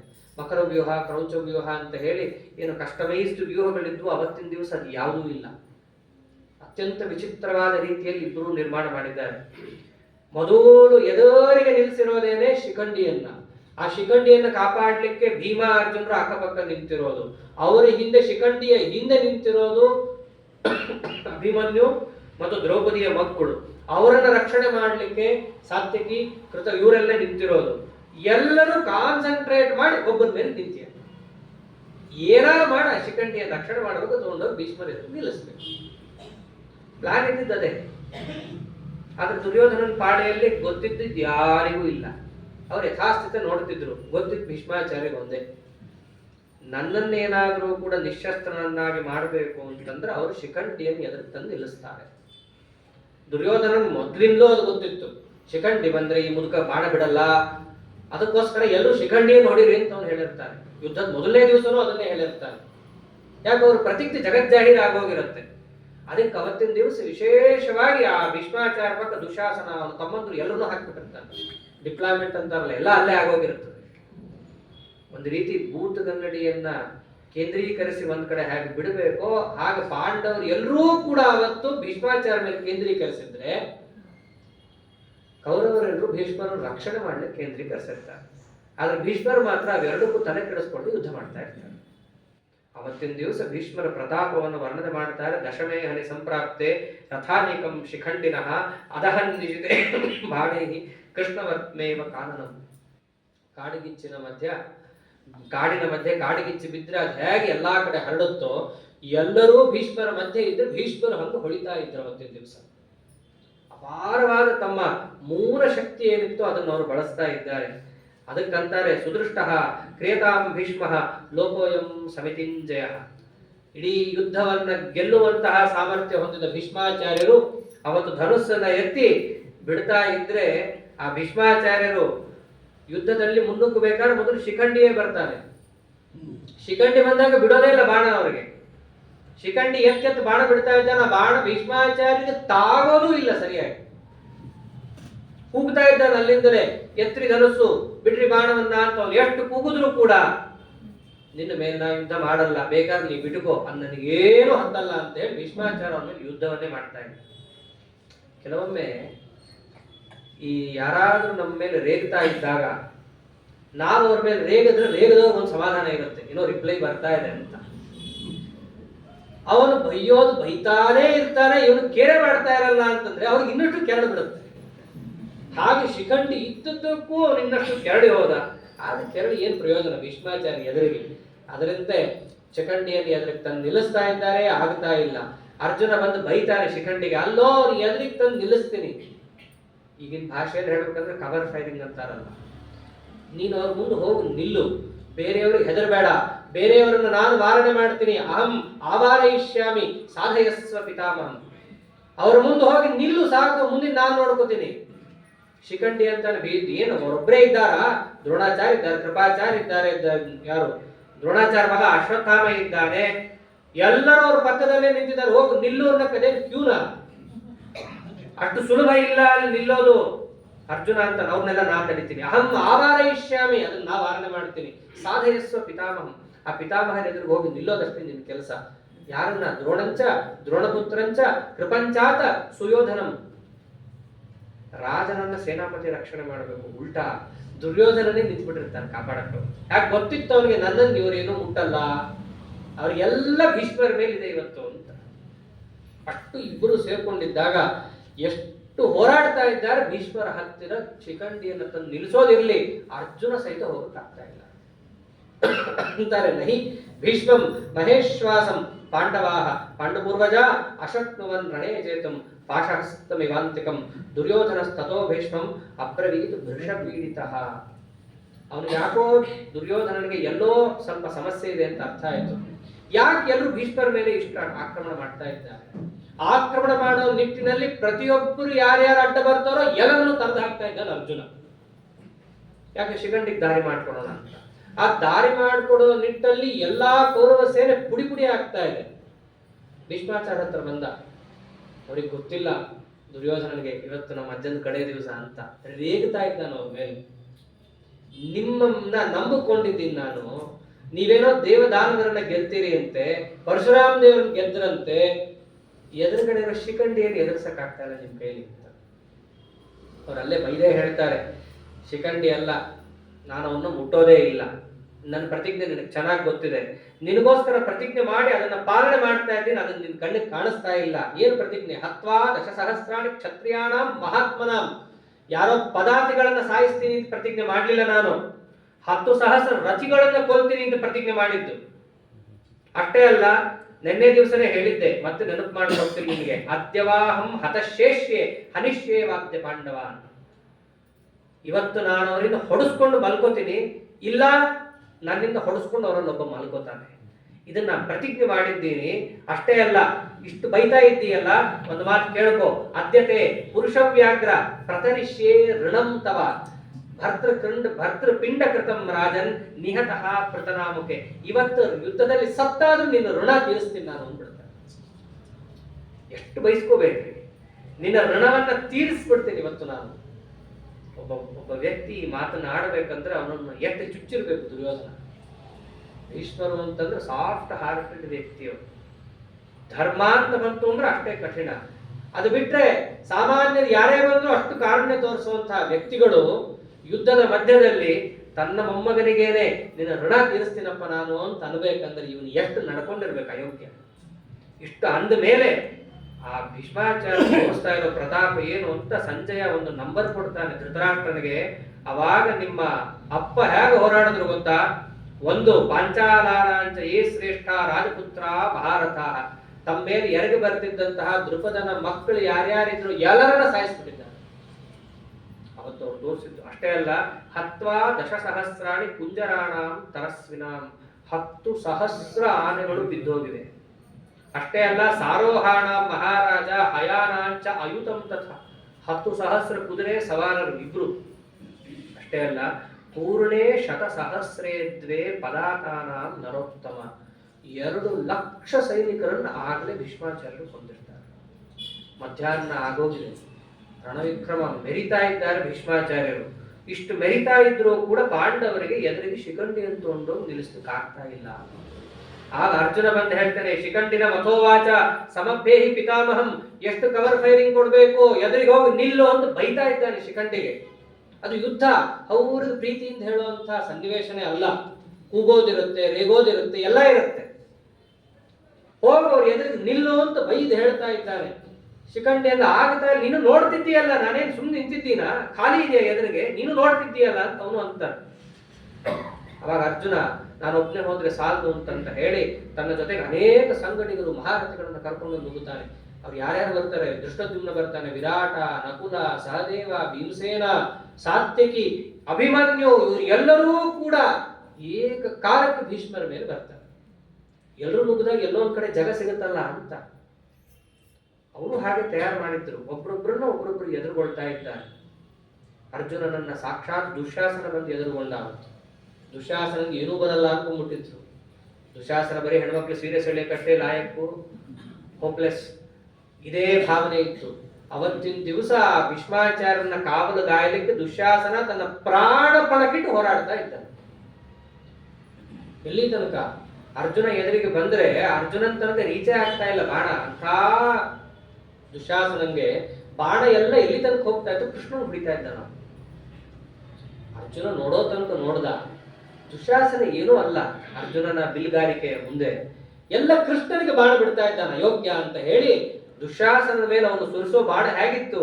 ಪ್ರೇಷಯ ಅಹಮಾಸ ಸಮರೆ ಸ್ವರ್ಣ ಪುಂಖಾನ್ ಶಿಲಾಂಚಿತಾನ್ ನ್ಯವಜ್ಜಂಶ್ಚ ಮಹಾರಾಜ ತಸ್ಯ ಕಾಯೇ ಮಹಾತ್ಮನಃ. ಇಡೀ ದುಶ್ಯಾಸನ ಮೈ ಬಾಣಗಳಿಂದ ಮುಚ್ಚೋಗ್ಬಿಡ್ಬೇಕು, ಅಷ್ಟು ಬಾಣವನ್ನು ಸುರಿಸ್ತಾ ಇದ್ದಾನೆ. ರಥದಿಂದ ಹಾರ್ಕೊಂಡ್ಬಿಟ್ಟ, ರಥದಲ್ಲಿದ್ರೆ ಸಾಯ್ತೀನಿ ಅಂತ. ರಥದಿಂದ ಹಾರ್ಕೊಂಡು ಎಲ್ಲಿಗೆ ಹೋಗ್ತಿದ್ದಾನೆ ಅಂದ್ರೆ ಸೀದಾ ಭೀಷ್ಮಾಚಾರ್ಯ ರಥದ ಬುಡದಲ್ಲಿ ಅಡ್ಕೊಳಕ್ ಹೋಗ್ಬಿಟ್ಟ ದುಶ್ಯಾಸನ. ಹೆಂಗಾಗಿತ್ತು ಅಂದ್ರೆ ಅವನ ಸ್ಥಿತಿ ಹೇಳ್ತಾರೆ, ಅಗಾಧೆ ಮಧ್ಯತಸ್ತಸ್ಯ ದ್ವೀಪೋ ಭೀಷ್ಮೋ ಭವತ್ತದ. ಸಮುದ್ರದಲ್ಲಿ ಮುಳುಗ್ತಾ ಇರೋನ್ಗೆ ದ್ವೀಪ ಸಿಕ್ಕರು ಸಾಕು ಅದ್ರ ಮೇಲೆ ಹೆಂಗು ಹೋಗ್ತಾನೋ ಹಂಗೆ ಭೀಷ್ಮಾಚಾರ್ಯ ರಥದ ಬುಡಕ್ಕೆ ಹೋಗಿ ಅಡುಕೋತಾ ಇದ್ದಾರೆ ದುಶ್ಯಾಸನ. ಏನ್ ಮಾಡ್ತಾರೆ ಭೀಷ್ಮಾಚಾರ್ಯ? ಅವ್ರ ಪಾಡಿಗೆ ಯುದ್ಧ ಮಾಡ್ತಾ ಇದ್ದಾರೆ. ಇಷ್ಟಾದ ಭೀಷ್ಮರನ್ನು ನಾವು ಮುಟ್ಟಕ್ಕಾಗ್ತಾ ಇಲ್ಲ, ಏನ್ ಮಾಡ್ಬೇಕು? ಯಾವಾಗ ದುಶ್ಯಾಸನನಿಗೆ ಇಂಥ ಅಪಮಾನ ಆಯ್ತೋ, ದುರ್ಯೋಧನ ಆವಾಗ ತನ್ನ ಪ್ರಧಾನ ಪ್ರೀತಿ ತಮ್ಮ ಸಾಯ್ತಾ ಇರೋದನ್ನು ನೋಡಿ ಸುತ್ತಲೂ ಇರೋ ಎಲ್ಲ ಸೈನಿಕರಿಗೂ ಹೇಳ್ತಾನೆ, ನಾಚಿಕೆ ಆಗ್ಬೇಕು ನಿಮ್ಗೆಲ್ಲ. ಎದುರುಗಡೆ ನನ್ನ ತಮ್ಮ ರಕ್ಷಣೆ ಮಾಡ್ತಾ ಇದ್ದಾನೆ ಭೀಷ್ಮಾಚಾರ್ಯನ್ನ. ನಿಮಗೆ ಒಂಚೂರಾದ್ರೂ ಕ್ಷಾತ್ರ ತೇಜಸ್ಸು ಒಳಗಿದ್ರೆ ಹೋಗಿ ಕಾಪಾಡಬೇಕು ಅಂತ ಹೇಳಿ ಸುತ್ತಲಿರೋರ್ನ ಬೈಯೋದು ಹುರಿದುಂಬಿಸೋದು ಒಟ್ಟಿಗೆ ಮಾಡ್ತಾನೆ. ದುರ್ಯೋಧನ ಹುರಿದುಂಬಿಸಕ್ಕೂ ಪಾಂಡವರ ಸೇನೆಯಲ್ಲಿ ಹುರಿದುಂಬಿಸಕ್ಕೂ ಏನು ವ್ಯತ್ಯಾಸ ಇತ್ತು ಅಂತೂ ಇಲ್ಲೇ ಹೇಳ್ತಾರೆ. ದುರ್ಯೋಧನ ಹುರಿದುಂಬಿಸ್ತಾ ಇರಲಿಲ್ಲ, ದುರ್ಯೋಧನ ಬೈತಾ ಇದ್ದ ಪ್ರತಿಯೊಬ್ಬರನ್ನು, ಹೀಯಾಳಿಸೋದು, ಅವಮಾನಿಸೋದು. ನಿಮಗೇನು ಯೋಗ್ಯತಾ ಇಲ್ಲ, ನೀವು ವೇಸ್ಟ್, ನಿಕೃಷ್ಟರು ನೀವು ಅಂತ ಅವನು ಮಾತಿರ್ತಾ ಇತ್ತು. ಅದರಂತೆಯೇ ಅವನು ಎಲ್ರಿಗೂ ಹಾಗೆ ಅಂತ. ಮತ್ತೇನ್ ಮಾಡೋದು, ಅನ್ನ ತಿಂದಿದ್ದೀವಿ ಅಂತ ಹೇಳಿ ಎಲ್ಲರೂ ಕೂಡ ಅರ್ಜುನನ ಮೇಲೆ ಮುಗಿಬಿದ್ದಾಗ ಒಂದ್ ಮಾತಂತಾನೆ ನೋಡ್ರಿ, ಯಾವತ್ತೇ ಆಗ್ಲಿ ಒಮ್ಮೆಲೆಗೆ ಮಧ್ಯಕ್ಕೆ ಕೈ ಹಾಕ್ಬಾರ್ದು. ಅರ್ಜುನನ ಕೈ ಹಾಕ್ಬೇಡ್ರಿ. ಅರ್ಜುನನ್ ಹಿಂದೆ ನಿಂತಿದ್ದಾನಲ್ಲ ಅಭಿಮನ್ಯು, ಆಮೇಲೆ ದ್ರೌಪದಿಯರು, ಅವರಿಗೂ ಕೈ ಹಾಕ್ಬೇಡ್ರಿ. ಅವರಿಗೆ ಸಪೋರ್ಟ್ ನಿಂತಿದ್ದಾನಲ್ಲ ಸಾತ್ಯಕಿ, ಅವರನ್ನು ಹೊಡಿಲಿ ಮೊದಲು ಅಂತ. ಇದೆಲ್ಲ ಚೆಸ್ ಆಡೋರು ಚೆನ್ನಾಗಿ ಗೊತ್ತಿರುತ್ತೆ. ಯಾವ್ದು ಪ್ರಧಾನನೋ ಅನ್ನೋರು ಕೈಯೇ ಹಾಕಲ್ಲ. ಸಪೋರ್ಟಿಗೆ ಸಪೋರ್ಟ್ ಯಾವ್ದಿರುತ್ತೋ ಬಟ್ ಅದನ್ನು ಹೊಡೆದು ಅಲ್ಲಿಂದ ಬುಡ ಇಲ್ಲ ಅಂತ ಮಾಡ್ತಿರ್ತಾರೆ. ಹಾಗೆ ನೀವು ಯಾರನ್ನು ಪ್ರಧಾನ ಮುಟ್ಲಿಕ್ಕೆ ಹೋಗ್ಬೇಡ್ರಿ. ಅವರ ಮೂಲ ಪ್ರಧಾನವಾಗಿ ಅಂತ್ಯ ಸಪೋರ್ಟ್ ಇರೋದು ಯಾವುದು ಸಾತ್ವಿಕ, ಅಲ್ಲಿ ಹೊಡಿರಿ ಅಂತ. ಪ್ರತಿಯೊಬ್ಬರದಲ್ಲಿ ಯೋಜನೆಗಳು ವ್ಯೂಹಗಳು ಒಂದೊಂದು ವಿಚಿತ್ರ ಇಲ್ಲಿ. ಪಾಂಡವರಂತೂ ಪೂರ್ಣ ತಮ್ಮ ಲಕ್ಷ್ಯವನ್ನು ಭೀಷ್ಮರ ಮೇಲೆ ನೆಟ್ಟಿರ್ತಾರೆ. ಭೀಷ್ಮಾಚಾರ್ಯರಂತೂ ಅರ್ಜುನನ ಮೇಲೆ ತತ್ಪೂರ್ವಕವಾಗಿ ಅವನ ಹಿಂದೆ ಇರೋ ಎಲ್ಲ ಸೇನೆ ಮೇಲೆ ಅವರು ಇಟ್ಟಿರ್ತಾರೆ. ಒಬ್ಬರ ಮೇಲೆ ಒಬ್ಬರು ಮುಗಿಬಿದ್ದಾಗ ಯಾರನ್ನ ಹೊಡಿತಾರೆ ಗೊತ್ತಿಲ್ಲ, ಯಾರ ಮೇಲೆ ಯಾರು ಕಾಲಿಡ್ತಾರೆ ಗೊತ್ತಿಲ್ಲ. ಸಂಜಯ ಅಂತಿದ್ದಾನೆ, ಒಬ್ಬರಂತೂ ನೀನು ಅಪ್ಪ ಅಮ್ಮ, ಅದು ಅಪ್ಪನೋ ಸೋದರ ಭಾವನೋ ಅದು ಯಾವುದೂ ಗೊತ್ತಾಗ್ತಾ ಇಲ್ಲ ಒಬ್ರಿಗೆ. ಮುಖದ ಮೇಲೆಲ್ಲ ಎಲ್ಲರಿಗೂ ರಕ್ತ ಚಿಮ್ಮಿ ಹೋಗಿದೆ, ಧೂಳು ಮೆತ್ತೋಗಿದೆ. ಒಬ್ರೊಬ್ರದು ಕೂಡ ಹೆಂಗ ಅವಸ್ಥೆ ಆಗಿತ್ತು ಅಂತಂದ್ರೆ ಆನೆ ಮಧ್ಯೆ ಸಿಕ್ಕಾಕೊಂಡಿದ್ದಾರೆ, ಕೆಲವರು ಕುದುರೆ ಮಧ್ಯೆ ಸಿಕ್ಕಾಕೊಂಡಿದ್ದಾರೆ, ಎದ್ದು ಬರಕ್ಕಾಗ್ತಾ ಇಲ್ಲ. ಎಬ್ಸಣ ಅಂತ ಹೋದ್ರೆ ಅವರಿಗೂ ಆಗ್ತಾ ಇಲ್ಲ. ಅವರ ಮೇಲೆ ಒಬ್ರು ನಡ್ಕೊಂಡು ಹೋಗ್ತಾ ಇದ್ದಾರೆ. ಕೆಲವರು ಬದುಕೊಂಡ್ರೆ ಸಾಕು ಅಂತ ಹಿಂದೆ ಓಡಿದ್ರೆ, ಇನ್ನು ಕೆಲವರು ವಿರಾವೇಶದಿಂದ ಮುಂದೆ ಓಡಿ ಬರ್ತಾ ಇದ್ದಾರೆ. ಅವ್ರ ಮಧ್ಯೆ ಕ್ಲಾಶ್. ಯುದ್ಧದಲ್ಲಿ ಹೀಗೆ ಆಗುತ್ತೆ ಅಂತ ಇಲ್ಲ, ಒಬ್ಬರ ಮಧ್ಯೆ ಒಬ್ಬರದ್ದು ಹಾಗೆ ಯುದ್ಧ ನಡೀತಾ ಇದ್ದಾಗ ದ್ರೋಣಾಚಾರ್ಯರು ನೋಡ್ತಾ ಇದ್ದಾರೆ ದೂರದಿಂದ. ಅವ್ರದ್ದು ಬೇರೆ ತುಕಡಿ, ಅವ್ರದ್ದು ಬೇರೆ ಕಡೆ ನಿಯೋಜನೆ ಆಗಿದೆ. ಒಂದು ಸರ್ತಿ ಅರ್ಜುನನ ಹತ್ರ ಸೋತು ಬೇರೆ ಕಡೆ ಹೋಗ್ಬಿಟ್ಟಿರ್ತಾರೆ ಅವತ್ತಿನ ದಿವಸನೇ. ಅವರು ಅಶ್ವತ್ಥಾಮನನ್ನು ಕರೆದು ಹೇಳ್ತಾರೆ, ಅಶ್ವತ್ಥಾಮ ಯಾಕೋ ದಿನ ಸರಿಗಿಲ್ಲ ಇವತ್ತು. ಅವ್ರು ಕೇಳಿದ್ರು ಯಾವತ್ತು ಸರಿಗಿದೆ ಅಂತ ಕೇಳಿದ್ರು. ಅವ್ರು ನೇರ, ಅಶ್ವತ್ಥಾಮಾಚಾರ ಅಂದ್ರೆ ನೇರ ನುಡಿ, ಯಾವತ್ತು ಸರಿಗಿದೆ ದಿನ. ಹಂಗಲ್ಲ, ಇವತ್ತು ಭೀಷ್ಮಾಚಾರ್ಯರ ತೇಜಸ್ಸು ತುಂಬಾ ಜಾಸ್ತಿ ಇದೆ. ಹೇಗಿದೆ ಅಂತಂದ್ರೆ ದೀಪ ಆರ್ಬೇಕಾದ್ರೆ ಉರಿಯತ್ತಲ್ಲ ಹಾಗೆ ಕಾಣಿಸ್ತಾ ಇದೆ. ಅಷ್ಟೇ ಅಲ್ಲ, ಶಕುನಗಳು ಕೂಡ ಬೇರೆ ಬೇರೆ ಕಾಣಿಸ್ತಾ ಇವೆ. ಎಲ್ಲಾ ರಣಹದ್ದುಗಳು ಬರೀ ನಮ್ಮ ತಲೆ ಮೇಲೆ ತಿರುಗ್ತಾ ಇದೆ. ಅಷ್ಟೇ ಅಲ್ಲ, ಇವತ್ತು ನಾವು ಪೂಜೆಯನ್ನು ಮಾಡ್ಕೊಂಡು ಬರ್ಬೇಕಾದ್ರೆ ಪೀಠದಲ್ಲಿ ಪ್ರತಿಮೆ ತಾನೇ ಅಲಗಾಡ್ತಾ ಇದೆ. ಪ್ರತಿಮೆಯಲ್ಲಿರುವ ಒಂದು ಮುಖದ ಚಿಹ್ನೆಯೇ ಬದಲಾಗೋಗಿದೆ. ಅಲ್ಲೆಲ್ಲ ಅಪಶಕುನಗಳು ನಮಗೆ ಕಾಣಿಸ್ತಾ ಇದೆ. ಇವೆಲ್ಲ ಅಪಶಕುನ ಅಂತ. ಪೀಠದಲ್ಲಿ ಪ್ರತಿಮೆ ಏನಾದ್ರೂ ತನ್ನಿಂತಾನೆ ಏನಾದ್ರೂ ಅಲ್ಲಾಡುತ್ತು ಅಂತಂದ್ರೆ ಅಪಶಕುನಗಳವೆಲ್ಲ. ಇವೆಲ್ಲ ನಮ್ಗೆ ಕಾಣಿಸ್ತಾ ಇದೆ. ನಾವು ಯುದ್ಧದಿಂದ ಹೊರಡಬೇಕಾದ್ರೆ ಇವೆಲ್ಲ ಕೇಳಿಸ್ತು. ನಾವೇನೋ ಅನ್ಕೊಂಡ್ಬಿಟ್ವಿ. ಸಾಮಾನ್ಯ ಯುದ್ಧ ಭೂಮಿಯಲ್ಲಿ ಆನೆಗಳೆಲ್ಲ ಜೋರಾಗಿ ಕಾಲಿಟ್ಟು ಅಂದ್ರೆ ಎಲ್ಲ ಶೇಕ್ ಆಗ್ತಾರೆ. ಅಷ್ಟೇ ಆಗಿ ಒಂದು ಲಾರಿ ಮುಂದೆ ಹೋದ್ರೆ ಶೇಕ್ ಆಗುತ್ತೆ. ನಾವೇನೋ ಅನ್ಕೊಂಡಿದ್ವಿ, ಆದ್ರೆ ಯಾಕೋ ಬೇರೆ ರೀತಿ ಕಾಣಿಸ್ತಾ ಇದೆ. ಭೀಷ್ಮರ ಒಂದು ಯುದ್ಧದ ಸಾಮರ್ಥ್ಯ, ಅದರಂತೆ ಮುಂದಿನ ನಮ್ಮ ನಡೆನುಡಿ ಏನಾಗಬೇಕು ಅನ್ನೋದು ನಮಗೆ ಗೊತ್ತಾಗ್ತಾ ಇಲ್ಲ. ಹೀಗಿದ್ದಾಗ ನಾವು ಯಾವ ರೀತಿಯಾಗಿ ಯುದ್ಧ ಮಾಡಬೇಕು ಅಶ್ವತ್ಥಾಮ ನೀನೇ ಹೇಳು ಅಂತ ಕೇಳ್ತಾ ಇದ್ದಾರೆ. ಹಾಗೆ ಯಾವಾಗ ಅಶ್ವತ್ಥಾಮಾಚಾರ್ಯರನ್ನ ಕೇಳ್ತಾ ಇದ್ದಾರೋ ನೀವೇ ಹೇಳ್ರಿ ಏನ್ ಮಾಡ್ಬೇಕಂತ ಅಂದ್ಬಿಡ್ತಾರೆ. ನೀವು ದ್ರೋಣಾಚಾರ್ಯ ಗುರುಗಳು, ನಿಮ್ಮನ್ನು ಕೇಳಿ ಎಲ್ಲರೂ ಕೂಡ ಯುದ್ಧವನ್ನ ತಯಾರಿ ಮಾಡೋದು ಯುದ್ಧ ಮಾಡೋದು ಮಾಡ್ತಿರ್ತಾರೆ. ನೀವೇನೇ ಏನ್ ಮಾಡ್ಬೇಕಂತ ಕೇಳಿದ್ರೆ ನಾ ಏನು ಉತ್ತರ ಕೊಡ್ಲಿ, ನೀವೇನೆ ಹೇಳ್ರಿ ಅಂತ ಅಂದ್ಬಿಡ್ತಾರೆ. ಅಷ್ಟಂದಾಗ ಅಶ್ವತ್ಥಾಮಾಚಾರ್ಯ ಅಂದ್ರು, ನೋಡು, ಯಾವತ್ತೇ ಆಗಲಿ ಏಕೀಕೃತರಾದವರನ್ನ ದೂರ ಸರಿಸಬೇಕು. ಮೊದಲನೇದು ನಿಯಮ ಯುದ್ಧದಲ್ಲಿ. ಕಾನ್ಸಂಟ್ರೇಟೆಡ್ ಆಗಿ ಎಲ್ಲರೂ ಭೀಷ್ಮರ ಮೇಲೆ ಮುಗಿಬಿದ್ದುಬಿಟ್ಟಿದ್ದಾರೆ, ಅವರನ್ನ ಬೇರ್ಪಡಿಸಬೇಕು. ಅದಕ್ಕೆ ಇನ್ನೊಂದು ಭಾಗದಲ್ಲಿರುವಂತಹ ವಿರಾಟ್ ರಾಜ, ಅದರಂತೆ ಪಾಂಚಾಲ ರಾಜರು ಯಾರ್ಯಾರಿದ್ದಾರಲ್ಲ ಅವರ ಮೇಲೆ ನೀವು ಮುಗಿಬೀಳು. ಅವರನ್ನ ಕಾಪಾಡ್ಲಿಕ್ಕೆ ಅಂತ ಇಲ್ಲಿರೋರು ಅಲ್ಲಿಗೆ ಹೋಗ್ಲೇಬೇಕಾಗತ್ತೆ. ಅವಾಗ ಇಲ್ಲಿ ಬಲ ಸ್ವಲ್ಪ ಕಡಿಮೆ ಆಗತ್ತೆ. ಅವಾಗ ನಾವು ಭೀಷ್ಮರನ್ನ ರಕ್ಷಣೆ ಮಾಡೋಣ, ಉಳಿದವರನ್ನ ನಾವೇನಾದ್ರೂ ನೋಡ್ಕೊಳ್ಳೋಣಂತೆ. ನಮಗೆ ಬೇರೆ ದಾರಿ ಇಲ್ಲ. ನಾವು ಅವ್ರ ಮೇಲೆ ಮುಗಿಬೀಳೋಣ ಅಂದ್ರೆ ಮುಗಿಬಿದ್ದಿದ್ದಾಗತ್ತೆ, ಯಾವ ಪ್ರಯೋಜನ ಆಗಲ್ಲ. ಅವ್ರನ್ನ ಬೇರ್ಪಡಿಸು, ಡಿವೈಡ್. ಮೊದಲು ಅವ್ರನ್ನ ಬೇರ್ಪಡಿಸಿ ನಾವು ಯುದ್ಧ ಮಾಡಬೇಕು ಅಂತ ಅಶ್ವತ್ಥಾಮಾಚಾರ್ಯನ ಕಳಿಸೋಣ. ಹಾಗೆ ಆಗಲಿ ಅಂತ ಅಶ್ವತ್ಥಾಮಾಚಾರ್ಯರು ಅವರಿಬ್ಬರನ್ನು ಬೇರ್ಪಡಿಸ್ಲಿಕ್ಕೆ ತಾವು ಯುದ್ಧದಲ್ಲಿ ನುಗ್ಗಿದಾಗ ಅವರೇನೋ ಬೇರ್ಪಟ್ರು. ಆದ್ರೆ ಇಲ್ಲಿ ಇನ್ನಷ್ಟು ಜೋರಾಗ್ಬಿಟ್ಟು ಆ ವಿರಾಟನ ಮೇಲೆ, ಆ ಚಿಕ್ಕ ಪುಟ್ಟ ಸೈನಿಕರ ಮೇಲೆ ಅಶ್ವತ್ಥಾಮಾಚಾರ್ಯ ಹೋದ್ರೆ ಪಾಂಡವರು ಅವರನ್ನು ರಕ್ಷಣೆ ಮಾಡ್ಬೇಕಂತ ಹೋಗ್ಬೇಕಲ್ಲ, ಇವರು ಹೋಗಲೇ ಇಲ್ಲ. ಇವರು ಯಾಕೆ, ಇವ್ರ ಲಕ್ಷ್ಯ ಸ್ಪಷ್ಟ ಇತ್ತು. ಅವ್ರು ಏನಾದ್ರೂ ಆಗ್ಲಿ ಇವತ್ತು ಭೀಷ್ಮರ ಮೇಲೆ ಬೀಳಬೇಕಂತ ಅವ್ರಿಗೆ ಇದ್ದಿದ್ದರಿಂದ ಒಬ್ರು ಅಲ್ಲಾಡ್ಲಿಲ್ಲ ಪಾಂಡವರ ಕಡೆಯಿಂದ. ಇನ್ನಷ್ಟು ಇಲ್ಲಿ ಜೋರು ಮಾಡೋದು. ಅರ್ಜುನ ಇನ್ನಷ್ಟು ತೀಕ್ಷ್ಣವಾಗಿ ಹೋದ. ಅದನ್ನು ನೋಡ್ತಾ ಇರೋ ದುರ್ಯೋಧನ ಇದು ಸಾಲಲ್ಲ ಅಂತ ಹೇಳಿ ಅವಶಿಷ್ಟ ಕಳಿಂಗ ಸೇನೆಯನ್ನ ಪುನಃ ಅಲ್ಲಿಗೆ ತರ್ತಾನೆ. ಆ ಭಾಗ ಹೇಗಾಗಿತ್ತು ಅಂದ್ರೆ ಹೆಣದ ರಾಶಿ ಆಗೋಗಿತ್ತು ಆ ಭಾಗ. ಭೀಷ್ಮರಿದ್ದ ಸ್ಥಳ. ರಥ ಮುಂದಕ್ಕೆ ಹೋಗ್ಲಿಕ್ಕೆ ಆಗ್ತಾ ಇಲ್ಲ, ಹಿಂದಕ್ಕೆ ತಗೊಂಡು ಹೋಗಕ್ ಆಗ್ತಾ ಇಲ್ಲ. ಒಬ್ಬರ ದೇಹದ ಮೇಲೆ ರಥ ಹೋಗಬೇಕು, ಆನೆ ಮೇಲೆ ರಥ ಹೋಗಬೇಕು. ಈ ಅವಸ್ಥೆಯಲ್ಲಿದ್ದದ್ದು. ಆನೆಗಳು ಬಂದಾಗ ಅಲ್ಲಿ ಭೀಮಸೇನ ದೇವರು ಎದುರಲ್ಲಿ ನಿಂತು ಎಲ್ಲಾ ಆನೆಗಳನ್ನು ಎತ್ತಿ ಎತ್ತಿ ಅವರು ಎಸಿತಾ ಇರೋರು. ಯಾರ ಮೇಲೆ? ಕೌರವರ ಸೇನೆ ಮೇಲೆ. ಅವರ ಮೇಲೆ ಅವರು ತಂದ ಆನೆಯನ್ನ ಎತ್ತಿ ಎಸೆಯೋಷ್ಟು ಪರಾಕ್ರಮ. ಮಹಾಭಾರತದಲ್ಲಿ ಒಂದ್ ಕಡೆ ಉಲ್ಲೇಖನೆ ಬರುತ್ತೆ, ಭೀಮಸೇನ 10 ಸಹಸ್ರ ಆನೆಯ ಬಲವನ್ನು ಹೊಂದಿದ್ದ. ಕೃಷ್ಣ ಅಂತಾನೆ 10 ಸಹಸ್ರ ಅಲ್ಲ, ಅನಂತ ಇದೆ, 10 ತೋರಿಸ್ತಾ ಇದ್ದಾನಷ್ಟೇ ಅಂತಂತಾನೆ. 10 ಸಹಸ್ರ ಆನೆಗಳು ಒಬ್ಬನಲ್ಲಿದ್ರೆ ಎಷ್ಟು ಶಕ್ತಿನೋ ಅಷ್ಟು ಶಕ್ತಿಯನ್ನು ತೋರಿಸ್ತಾ ಇದ್ದಾರೆ. ಅವರು ತೋರ್ಸಕ್ ನಿಂತು ಅಂದ್ರೆ ಅನಂತ ಇದೆ, ನಿಮಗಷ್ಟು ಸಾಕು ಅಂತ ಇಟ್ಟಿದ್ದಾರಷ್ಟೇ. ಅಂತಹದ್ದು ಒಂದು ಆನೆಯನ್ನು ಎತ್ತೆಸೆಯೋದು ಏನು ಕಷ್ಟ ಅವರಿಗೆ. ಎಲ್ಲ ಕೌರವರ ಸೇನೆಯ ಮೇಲೆ ಅದನ್ನು ಎತ್ತೆಸಿತಾ ಇದ್ದಾರೆ. ಇಷ್ಟು ಎಸಿತಾ ಇದ್ರು ಆಪತಂತೀಂ ಮಹಾರಾಜ ವೇಲಾಮಿವ ಮಹೋದಧಿ. ಭೀಷ್ಮಾಚಾರ್ಯರ ಹತ್ತಿರ ಹೋಗಕ್ ಆಗ್ತಾ ಇಲ್ಲ. ಕಡೆಗೂ ಹೇಗಾಗಿತ್ತು ಅಂತಂದ್ರೆ ಎಲ್ಲಾ ಸಮುದ್ರದ ಅಲೆ ತಟಾಕದ ತನಕ ಮಾತ್ರ ಬರುತ್ತೆ, ಅದರ ಮುಂದೆ ಹೇಗೆ ಬರಕ್ ಆಗಲ್ವೋ ಇಷ್ಟು ಘೋರವಾಗಿ ಯುದ್ಧ ಮಾಡುತ್ತಿದ್ರು. ಭೀಷ್ಮರ ಹತ್ತಿರ ಹೋಗಕ್ ಆಗ್ತಾ ಇಲ್ಲ ಇವರು.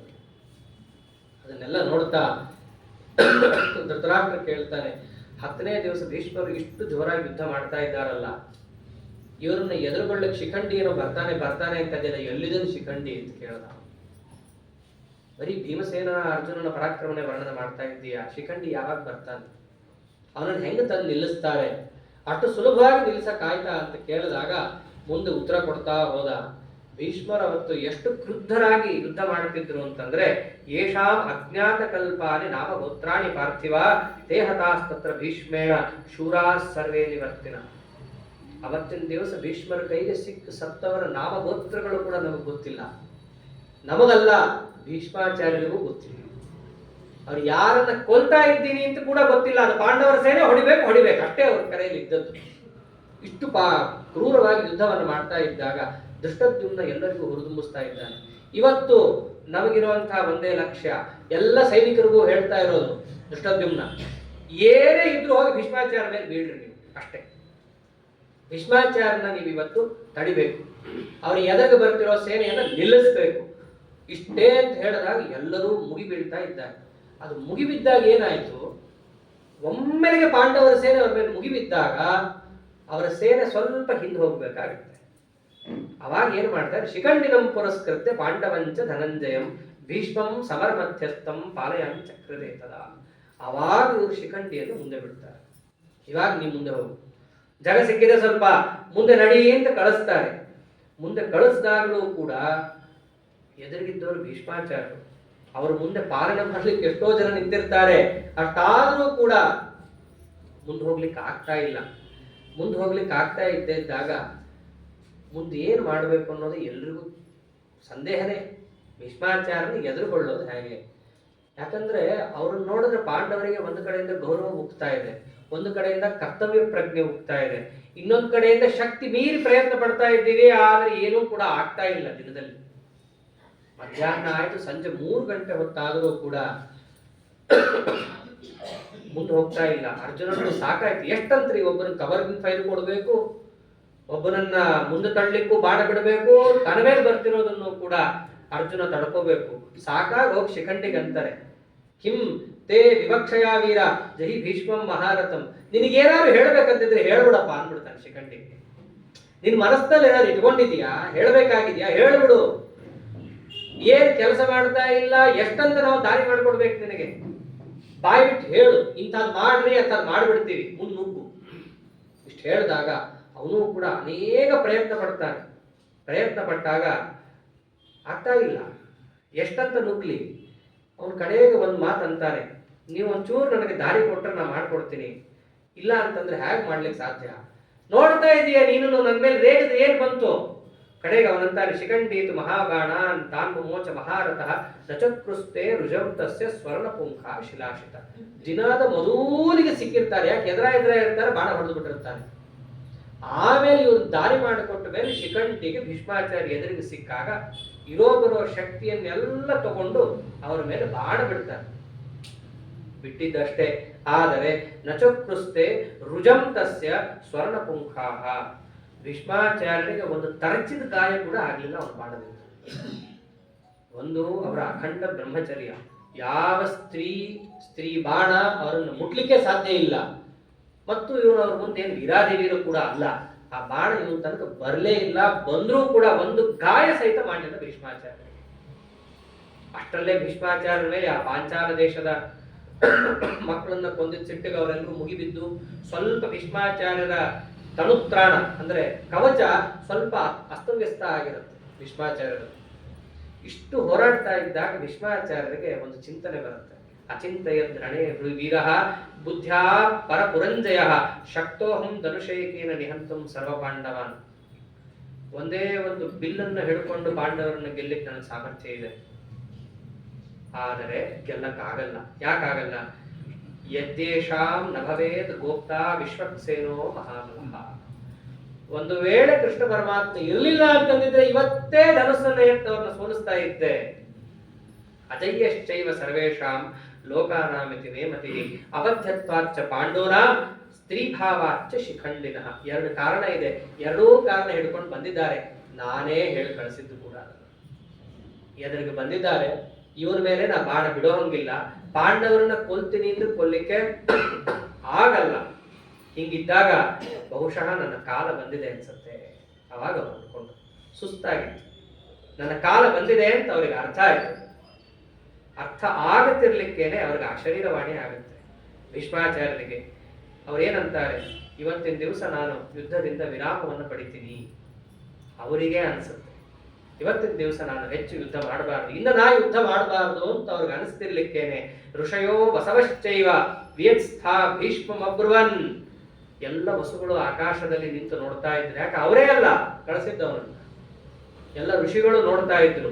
ಆಕಾಶದಲ್ಲಿ ನಿಂತು ಅವರಿಗೆ ಹೇಳ್ತಾರೆ, ಯತ್ತೇ ವ್ಯವಸಿತಂ ತಾತ ತದಸ್ಮಾಕಮಪಿ ಪ್ರಿಯಂ ತತ್ಕುರುಷ್ವ ಮಹಾರಾಜ ಯುದ್ಧೇ ಬುದ್ಧಿಂ ನಿವರ್ತಯ. ನೀನೇನು ಮನಸ್ಸಲ್ಲಿ ಅನ್ಕೊಂಡಿಲ್ಲ ನಾ ಯುದ್ಧ ಮಾಡಲ್ಲ ಅಂತ, ಅದು ನಮಗೂ ಸಮ್ಮತನೆ. ಆದ್ದರಿಂದ ಯುದ್ಧದಲ್ಲಿ ಏನು ಬುದ್ಧಿ ಇಟ್ಟಿದೀಯಾ ಅದನ್ನು ನಿವೃತ್ತಿಗೊಳಿಸು. ಯುದ್ಧ ಮಾಡಲ್ಲ ಅಂತ ಅನ್ಕೊಂಡಿದ್ದು ಸರಿಗಿದೆ. ಇಷ್ಟು ಹೇಳ್ತಿರ್ಲಿಕ್ಕೇನೆ ಎದುರಿಗೆ ಶಿಖಂಡಿ ಇದ್ದಾನೆ, ಶಿಖಂಡಿಯ ಪಕ್ಕ ಅರ್ಜುನ ಇದ್ದಾನೆ. ಅವಾಗ ಭೀಷ್ಮಾಚಾರ್ಯರು ತಮ್ಮ ಬಿಲ್ಲನ್ನ ಪಕ್ಕಕ್ಕೆ ಸರಿಸ್ಬಿಡ್ತಾರೆ.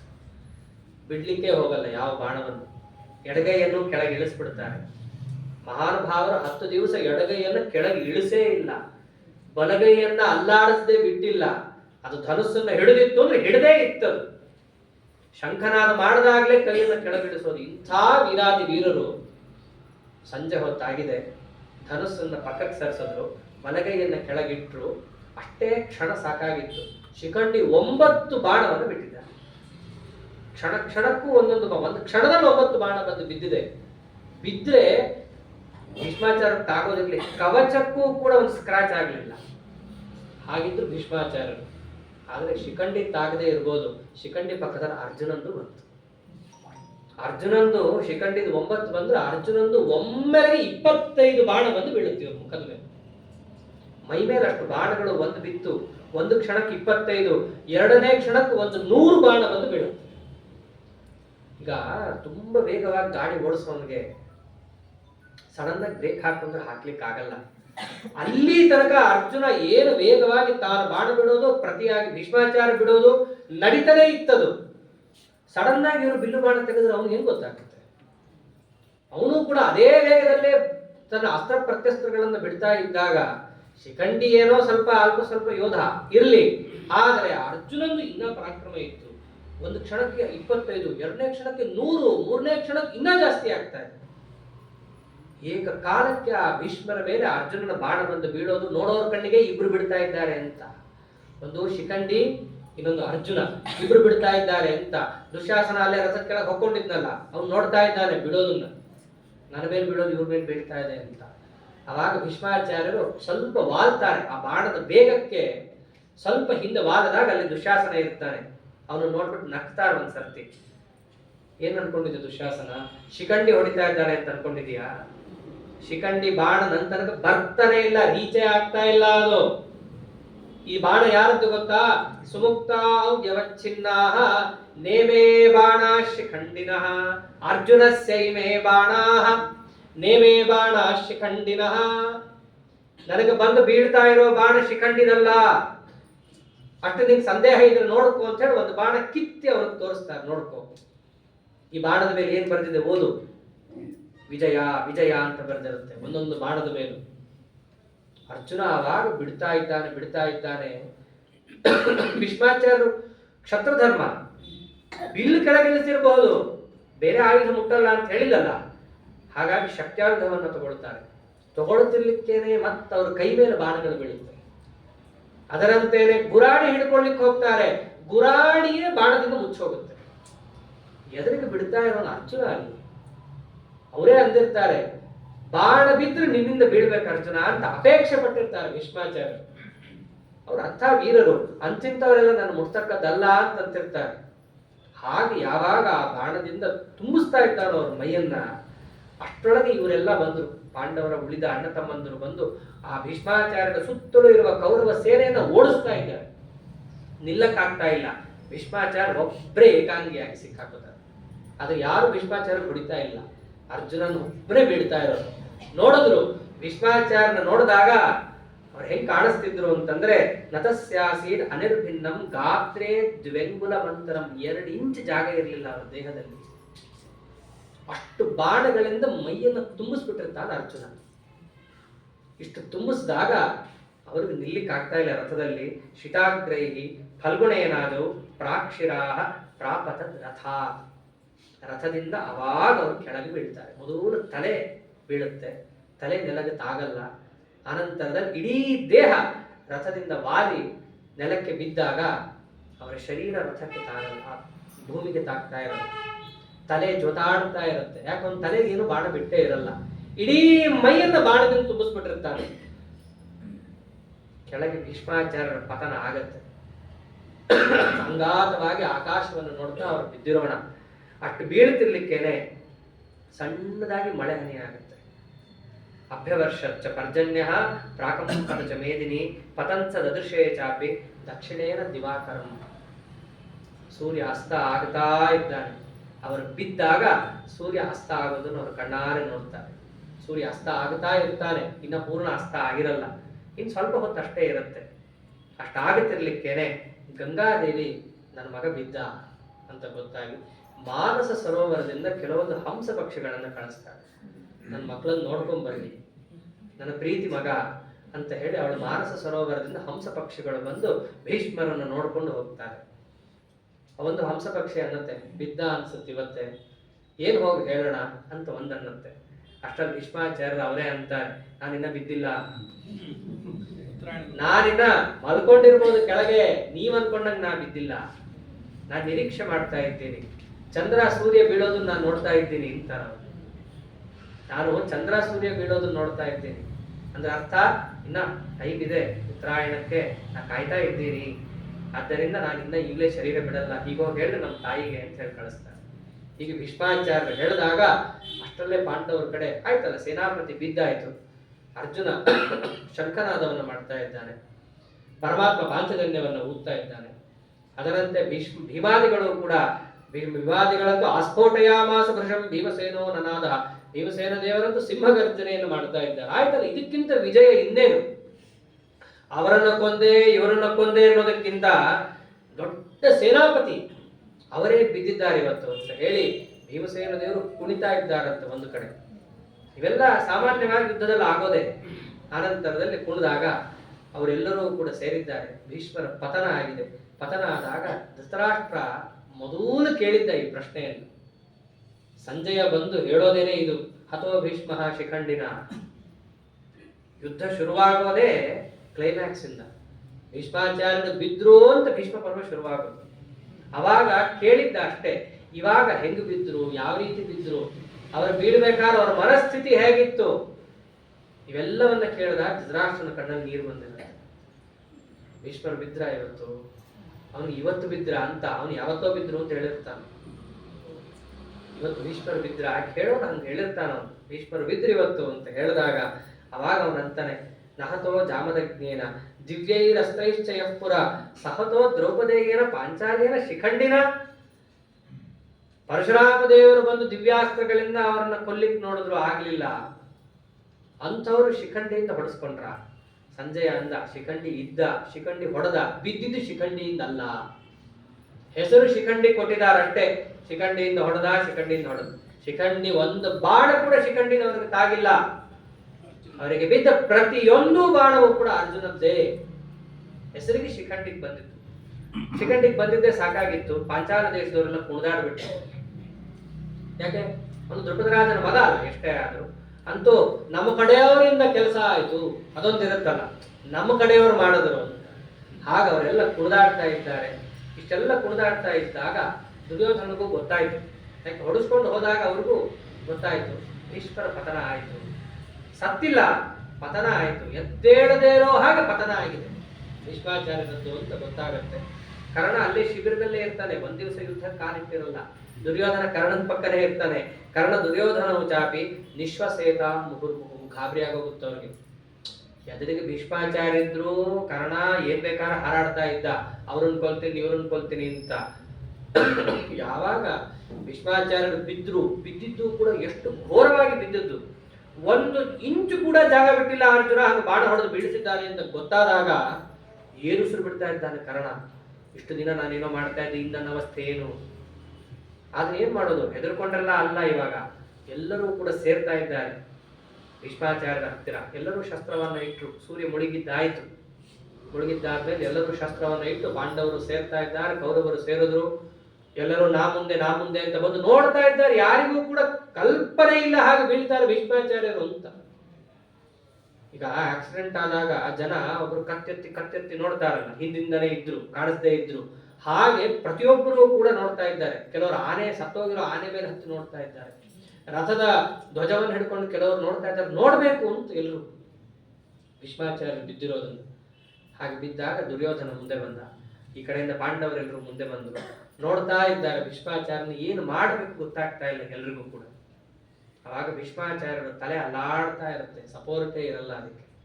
ಅವಾಗ ಅವ್ರು ಅಂತಾರೆ, ದುರ್ಯೋಧನನ ಕಡೆ ಹಿಂಗೆ ವಾಲ್ ಬಿಟ್ಟಿರುತ್ತೆ ಕುತ್ತಿಗೆ. ಅವ್ರು ಅಂತಾರೆ, ದುರ್ಯೋಧನ ಏನಾದ್ರು ವ್ಯವಸ್ಥೆ ಮಾಡು ಅಂತ. ನಿನ್ ಸೇನಾಪತಿನೋ, ನೀನು ಮಾಡಬೇಕು ಇದನ್ನ, ಅವ್ರ ಕಡೆ ಕೇಳೋದಾ ಅಂತಂತಾರೆ. ಅವಾಗ ದುರ್ಯೋಧನ ಅವ್ರ ಕಡೆ ಈ ಕಡೆ ನೋಡ್ದ, ಎಲ್ಲ ದಿಂಬು ಗಿಂಬು ಎಲ್ಲ ತಂದ್ರು. ಅವ್ರು ವಾಗದೇ ಬಿಟ್ರು ಭೀಷ್ಮಾಚಾರ ಆ ಕಡೆ. ಅದನ್ನು ನಿನ್ನ ದಿಂಬನ್ನಿಟ್ಕೊಳ್ಳೋಕ್ಕಲ್ಲ ನಾನು ಈ ಮಲ್ಕೊಂಡಿರೋದು, ಇದು ವೀರಶಯ್ಯ, ವೀರ ಮಲ್ಕೋಬೇಕಾದಂತ ಹಾಸಿಗೆ ಮೇಲೆ ಮಲ್ಕೊಂಡಿದ್ದೇನೆ, ನೀನು ಉಪಯೋಗ ಇಲ್ಲ ಅಂತಂದ್ರು. ಕಷ್ಟಪಟ್ಟು ಕುತ್ತಿಗೆಯನ್ನ ತಿರುಗಿಸಿ ಅರ್ಜುನನ್ ಹೇಳ್ತಾ ಇದ್ದಾರೆ, ಅರ್ಜುನ ನೀನಾದ್ರೂ ನನ್ಗೆ ದಿಂಬು ಕೊಡು. ಇವನು ಉಪಯೋಗ ಇಲ್ಲ, ದುರ್ಯೋಧನ ಹೋಪ್ಲೆಸ್ ಇದ್ದಾನೆ. ಇವನು ಏನು ಸಮಯಕ್ಕೆ ಏನು ಮಾಡ್ಬೇಕನ್ನೋದು ಮೊದಲಿಂದೂ ಗೊತ್ತಿಲ್ಲ ಅವನಿಗೆ, ನೀನು ಮಾಡು ಅಂತಂದಾಗ ಅರ್ಜುನ ಅವಾಗ 3 ಬಾಣವನ್ನ ತ್ರಿಕೋಣಾಕಾರದಲ್ಲಿ ಬರುವಂತೆ ಮಾಡಿ ಅವರ ತಲೆ ಸರಿಯಾಗಿ ಅದರ ಮೇಲೆ ಕೂಡಬೇಕು. ಹಾಗೆ ಅರ್ಜುನ ಆ ಬಾಣವನ್ನ ಬಿಟ್ಟು ಭೀಷ್ಮರಿಗೆ ತಲೆಗೆ ಉಪಬರ್ಹಣ ಅಂತಾರೆ ದಿಂಬುಗೆ ಸಂಸ್ಕೃತದಲ್ಲಿ, ಅಂತ ಉಪಬರ್ಹಣವನ್ನ ಅವರಿಗೆ ಕಲ್ಪನೆ ಮಾಡಿಕೊಟ್ಟು ಅವರಿಗೆ ನಮಸ್ಕಾರವನ್ನ ಮಾಡ್ತಾ, ಎಲ್ಲರೂ ಕೂಡ ಏನು ಮಾತಾಡಬೇಕು ಗೊತ್ತಿಲ್ಲ, ಎಲ್ಲರೂ ಒಂದೇ ನಮಸ್ಕಾರ ಮಾಡ್ತಾ ಇದ್ದಾರೆ ಭೀಷ್ಮಾಚಾರ್ಯರಿಗೆ. ಅಷ್ಟು ಭೀಷ್ಮರಿಗೆ ನಮಸ್ಕಾರ ಮಾಡ್ತಾ ಇರ್ಬೇಕಾದ್ರೆ ಈ ದುರ್ಯೋಧನ ಅಂತ, ನೀವೇನು ಮಾಡ್ತೀರ ಇಲ್ಲಿ ಮಲ್ಕೊಂಡು? ಒಂದೇ ಅಂದ್ರು, ಸೂರ್ಯನ ಉಪಾಸನೆ ಮಾಡ್ತೀನಪ್ಪ ಅಷ್ಟೇ ಅಂದ್ಬಿಡ್ತಾರೆ. ಚಂದ್ರ ಸೂರ್ಯ ಬೀಳೋದನ್ನ ನೋಡ್ತಾ ಸೂರ್ಯನ ಉಪಾಸನೆಯನ್ನ ಇದ್ದಲ್ಲೇ ಮಲಗದಲ್ಲೇ ನಾ ಮಾಡ್ತಾ ಹೋಗಿ ಉತ್ತರಾಯಣ ಬರೋ ತನಕನೂ ಕೂಡ ನಾನು ಪ್ರಾಣ ಬಿಡಲ್ಲ, ನಾ ಪ್ರಾಣವನ್ನು ಹಿಡ್ಕೊಂಡಿರ್ತೀನಿ. ನೋವು ಆಗಲ್ವ ನಿನಗೆ? ಆಗಲಿ. ಯಾರಿಗೆ ಶರೀರದ ಮೇಲೆ ಅಭಿಮಾನ ಇದೆಯೋ ಅವರಿಗೆ ಶರೀರಕ್ಕಾದ ನೋವನ್ನು ದುಃಖ ಅಂತ ಪರಿಗಣಿಸ್ತಾರೆ. ನನಗೆ ಯಾವ ಅಭಿಮಾನವೇ ಇಲ್ಲ ಶರೀರದ ಮೇಲೆ. ಹಾಗಾದ್ರೆ ಆಗಿ ಪರಮಾತ್ಮನಿಗೆ 2-3 ಬಾಣ ಬಿಟ್ಟನಲ್ಲ, ಅದಕ್ಕೆ ದೇವರು ನನಗೆ ಕೊಡ್ತಾ ಇರೋ ಶಿಕ್ಷಾ. ಅವರೆಲ್ಲ ನೆನಪು ಮಾಡ್ಕೋತಾರೆ, ಪರಮಾತ್ಮನಿಗೆ ಪ್ರತಿಯುದ್ಧವಾಗಿ ನಾನು ನಿಂತೆ, ಪರಮಾತ್ಮನಿಗೆ ಪ್ರತಿರೋಧವನ್ನು ತೋರಿಸಿದೆ. ಅವನು ಹೇಳಿದಾಗ ನಾ ಕೇಳಲಿಲ್ಲ. ಪರಮಾತ್ಮ ಎಷ್ಟು ಬಂದು ಹೇಳ್ದ, ಪರಿಪರಿಯಾಗಿ ಹೇಳ್ದ, ದೂತನಾಗಿ ಬಂದು ಹೇಳ್ದ, ಆಮೇಲೆ ಹೇಳ್ದ, ಊರ್ ಜನಕ್ಕೆ ತಿಳಿಸಿ ಹೇಳ್ದ, ರಸ್ತೆಯಲ್ಲಿ ಮೈಕ್ ಹಾಕೊಂಡು ಹೇಳೋದು ಅಂತಾರಲ್ಲ ಹಾಗೆ ಹೇಳ್ಕೊಂಡು ಹೋದ ಕೃಷ್ಣ. ಪಾಂಡವರು ಸರಿಗಿದ್ದಾರೆ, ಪಾಂಡವರ ಪಕ್ಷ ಹಿಡೀರಿ.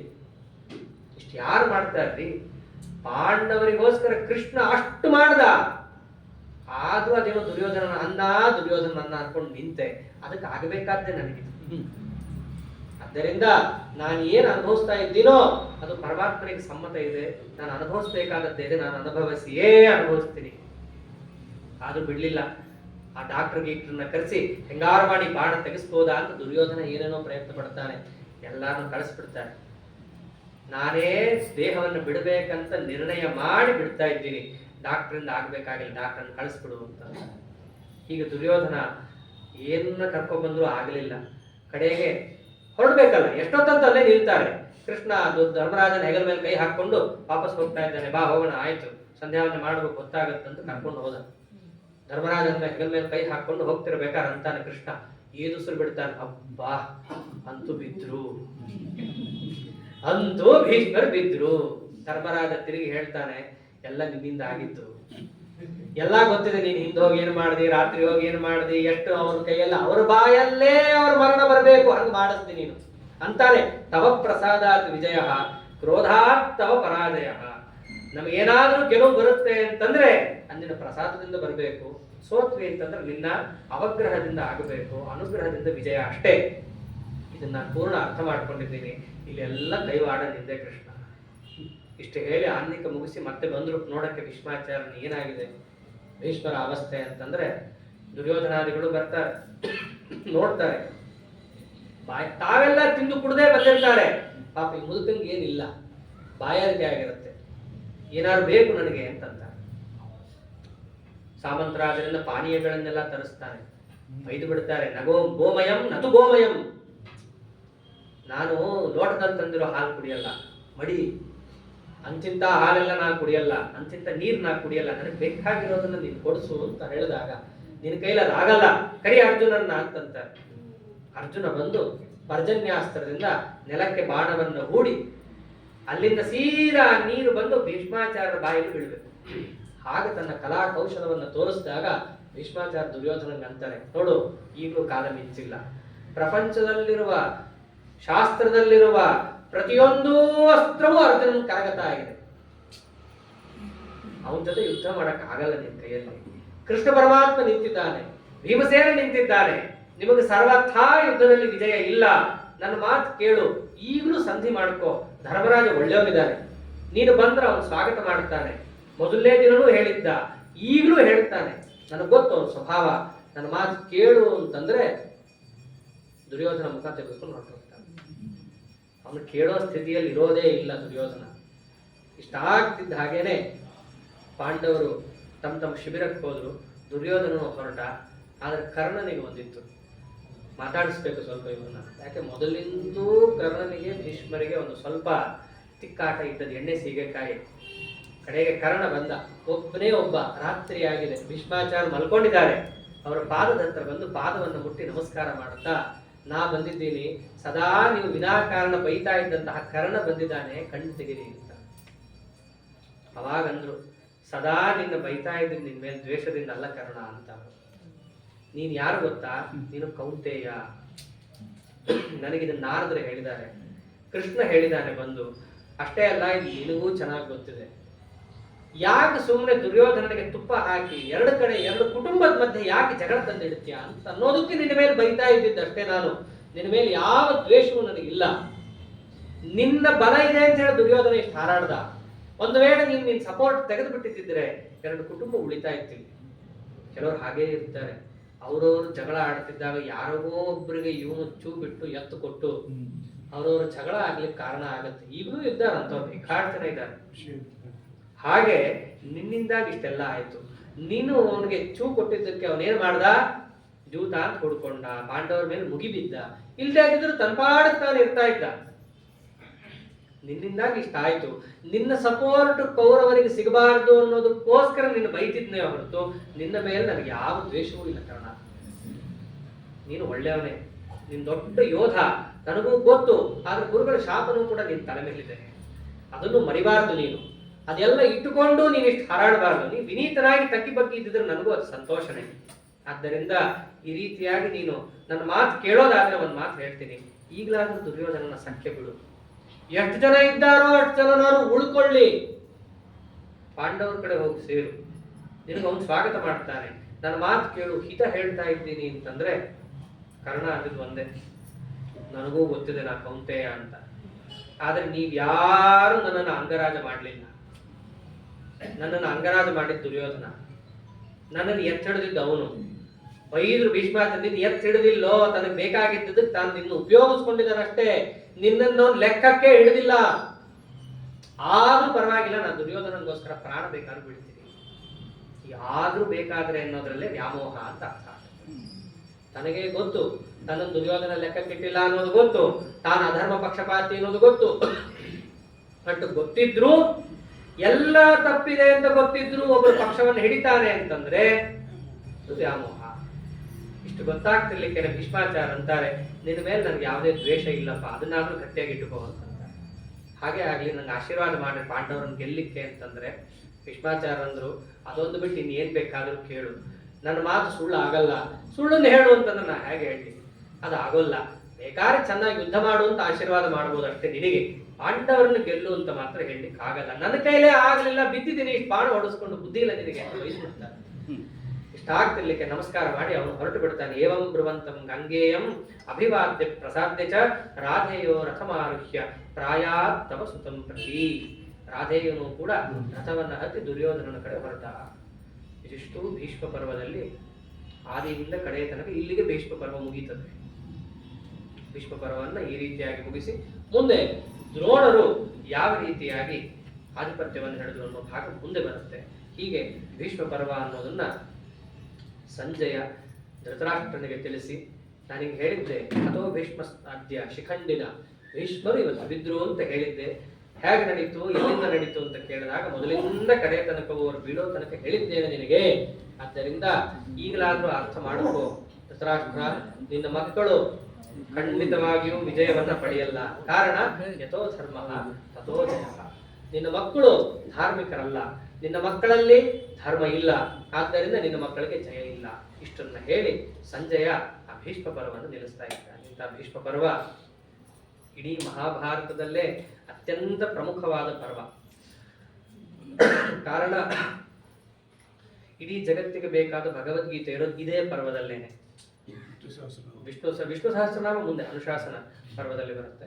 ಭಗವದ್ಗೀತೆ ಇರೋದು ಇದೇ ಒಂದು ಭೀಷ್ಮ ಪರ್ವದಲ್ಲಿ. ಇಂತಹ ಪ್ರಮುಖವಾದ ಮತ್ತು ಇಡೀ ಜಗತ್ತಿಗೆ ಉಪಕಾರಕವಾದ ಪರ್ವ ಭೀಷ್ಮ ಪರ್ವ. ಅಷ್ಟೇ ಅಲ್ಲ, ಈ ಭೀಷ್ಮಾಚಾರ್ಯರ ಚರಿತ್ರೆಯನ್ನು ಕೇಳಿದಾಗೆಲ್ಲ ನಮಗೆ ಒಂದಂತೂ ಅನಿಸುತ್ತೆ, ನಾವು ಎಷ್ಟೇ ಆದ್ರೂ ಕೂಡ, ಯಾರ್ಯಾರಿಗೋ ಮಾತು ಕೊಟ್ಟಿದ್ರೂ ಕೂಡ, ದುರ್ಜನ ಅಂತ ಗೊತ್ತಾದ್ರೆ ಮೊದಲು ಬಿಟ್ಬಿಡ್ಬೇಕು. ಭಗವಂತನಿಗೆ ವಿರುದ್ಧ ಅಂತ ಗೊತ್ತಾದ ಕೂಡಲೇ ಅವ್ರನ್ನ ಬಿಟ್ಬಿಡ್ಬೇಕು. ಯಾವುದೋ ವ್ಯಾಮೋಹಕ್ಕೋ ದಾಕ್ಷಿಣ್ಯಕ್ಕೋ ಒಳಗಾಗಿ ಅಲ್ಲಿ ನಿಂತ್ರೆ ಪರಮಾತ್ಮನೇ ನಿಂತು ಹೊಡೆಸ್ತಾನೆ. ಅವನು ಹೇಳಿದ್ದಾನೆ, ಸಭಾ ಮಧ್ಯದಲ್ಲಿ ದ್ರೌಪದಿಗೆ ಅಪಮಾನ ಆದಾಗ ನೀವು ಬಾಯಿ ಹೊಳ್ಕೊಂಡು ಕೂತಿದ್ರಿ, ನಾನೇ ಬಾಯಿ ಬಿಟ್ಟು ಹೇಳಿದೆ ಇವನು ಅಯೋಗ್ಯ ದುರ್ಯೋಧನ, ಇವನ ಪಕ್ಷ ಹಿಡಿಬೇಡ್ರಿ ಅಂತ ನಾನೇ ಬಂದು ಹೇಳಿದೆ, ನೀವು ಮಾತು ಕೇಳಲಿಲ್ಲ. ಅವಾಗ ನಾನೇ ನಿಂತು ಹೊಡೆಸ್ತೀನಿ. ಹೊಡೆಸಿದ್ರು ಕೂಡ ಸಜ್ಜನ ಎಷ್ಟೇ ಆದರೂ ಅವನ ಮೇಲೆ ತೋರಿಸ್ಬೇಕಾಗಿರೋ ಕಾರಣ ತೋರಿಸ್ದ ದೇವರು. ರಣಾಂಗಣದಲ್ಲೂ ಭೀಷ್ಮರನ್ನ ಎತ್ತಿಡ್ದ. ಅದನ್ನೇ ಭೀಷ್ಮಾಚಾರ್ಯರು ತಾವು ಆ ಶರಶಯ್ಯೆಯಲ್ಲಿ ಮಲಗಿದಾಗಲೂ ಕಡೇ ಗಳಿಗೆಯಲ್ಲಿ ಅದನ್ನೇ ನೆನೆಸ್ಕೋತಾರೆ. ಸ್ವನಿಯಮಮಪಹಾಯ ಮತ್ಪ್ರತಿಜ್ಞಾಂ ಋತಮಧಿಕರ್ತುಮವಪ್ಲುತೋ ರಥಸ್ಥಃ ಧೃತರಥ ಚರಣೋಭ್ಯಯಾಚ್ಚಲದ್ಗುಃ ಹರಿರಿವ ಹಂತುಮಿಭಂ ಗತೋತ್ತರೀಯಃ. ಸ್ವನಿಯಮಂ ಅಪಹಾಯ ಮತ್ಪ್ರತಿಜ್ಞಾಂ ಋತಂ ಅಧಿಕರ್ತುಂ. ಸ್ವಾಮಿ, ರಥದಲ್ಲಿ ನೀ ಕೂತು ಸಾರಥ್ಯವನ್ನು ಮಾಡ್ತಾ ಇದ್ದಿ, ಅಷ್ಟು ಮಾಡ್ತಾ ಇದ್ದಾಗ ನನ್ನ ಮೇಲೆ ಎಷ್ಟು ಕಾರುಣ್ಯ ತೋರಿಸ್ತಿ. ಹೌದು, ನಿನ್ನ ವಿರುದ್ಧ ಪಕ್ಷದಲ್ಲಿ ಇದ್ದವನು ನನ್ನನ್ನು ನೀನು ಹೆಂಗ್ ಕೊಂದಿದ್ರು ನಡೀತಾ ಇತ್ತು, ಆದ್ರೂ ನನ್ನ ಮೇಲೆ ಎಷ್ಟು ಕಾರುಣ್ಯ ತೋರಿಸಿದ್ ನೀನು. ನನ್ನ ಪ್ರತಿಜ್ಞೆ ಸತ್ಯ ಮಾಡ್ಲಿಕ್ಕೆ ನೀನು ಇಳಿದು ಬಂದು ನಿನ್ನ ಪ್ರತಿಜ್ಞೆ ಬಿಟ್ಟಿ. ನಿನ್ನಂತ ಕಾರುಣ್ಯ ಎಲ್ಲಿದೆ ಅಂತ ಪರಮಾತ್ಮನನ್ನ ನೋಡ್ತಾ ನೋಡ್ತಾ ಶರೀರವನ್ನು ಅವರು ಬಿಡ್ತಾರೆ. ಇಂತಹ ಪರಮಾತ್ಮನನ್ನ ನೆನೆದುಕೊಂಡು ಶರೀರ ಬಿಟ್ರನೇ ಪುಣ್ಯ. ಅಂತಹದ್ದು ಭೀಷ್ಮಾಚಾರ್ಯರು ಶರೀರವನ್ನ ಬಿಡಬೇಕು. ಅದನ್ನೇ ಅಂತಾರಲ್ಲ, ಶರೀರ ಬಿಡೋವಾಗ ಅವನ ಸಾಧನೆ ಏನು ಅಂತ ಗೊತ್ತಾಗುತ್ತೆ. ಎಲ್ಲರೂ ಕೂಡ ಗಟ್ಟಿ ಮುಟ್ಟಿಯಾಗಿದ್ದಾಗ ರಾಮಕೃಷ್ಣ ಗೋವಿಂದ ಅನ್ನೋದು ದೊಡ್ಡದಲ್ಲ. ಅವಾಗ ಎಲ್ಲರೂ ಅಂತಾರೆ, ಅದು ಕಷ್ಟನೇ ಅನ್ನೋದು ಒಳ್ಳೆಯದು ಅಂತ ತಾತ್ಪರ್ಯ. ಆದ್ರೆ ಯಾವಾಗ ಅನ್ಬೇಕು, ಕಡೆಗೆ ಜರ ವರ್ಣದಶಾಯಾಮಪಿ ತವ ಗುಣಕೃತ ನಾಮಧೇಯಾನಿ ವಚನ ಗೋಚರಾಣಿ ಭವಂತು ಅಂತಿದೆ. ಯಾವಾಗ ಬರ್ಬೇಕದು? ಇವಾಗಲ್ಲ, ಕಡೆಗೆ ಸಂತತಂ ಚಿಂತೆಯೇನಂತಂ ಅಂತ್ಯಕಾಲೇ ವಿಶೇಷತಃ ಅವಾಗ ಬರಬೇಕು. ನಮಗಾಗ ಬರೋದೇ ಬೇರೆ. ವಿಷ್ಣು ತೀರ್ಥರೇ ಅಂತಾರೆ ಸಾರೋದ್ಧಾರದಲ್ಲಿ ಹೇಳ್ಬೇಕಾದ್ರೆ, ಅಂತ್ಯಕಾಲದಲ್ಲಿ ಏನ್ ಬರುತ್ತೆ ನೆನಪು? ತಿಜೋರಿ ಲಾಕರ್ ನಂಬರ್ ಏನು, ಯಾರಿಗಿದು ಮಾಡ್ಲಿ, ನನ್ ದುಡ್ಡು ಯಾರಿಗ್ ಕೊಡ್ಲಿ, ಆಗ ನೀನೇ ಬಿಟ್ಟು ಹೋಗ್ತಾ ಇದೀಯಾ, ನಿನ್ ದುಡ್ಡು ಯಾರಿಗ್ ಕೊಟ್ರೇನು ಬಿಟ್ರೇನು, ಅಂತ್ಯಕಾಲದಲ್ಲಿ ಅದು ಬರುತ್ತೆ.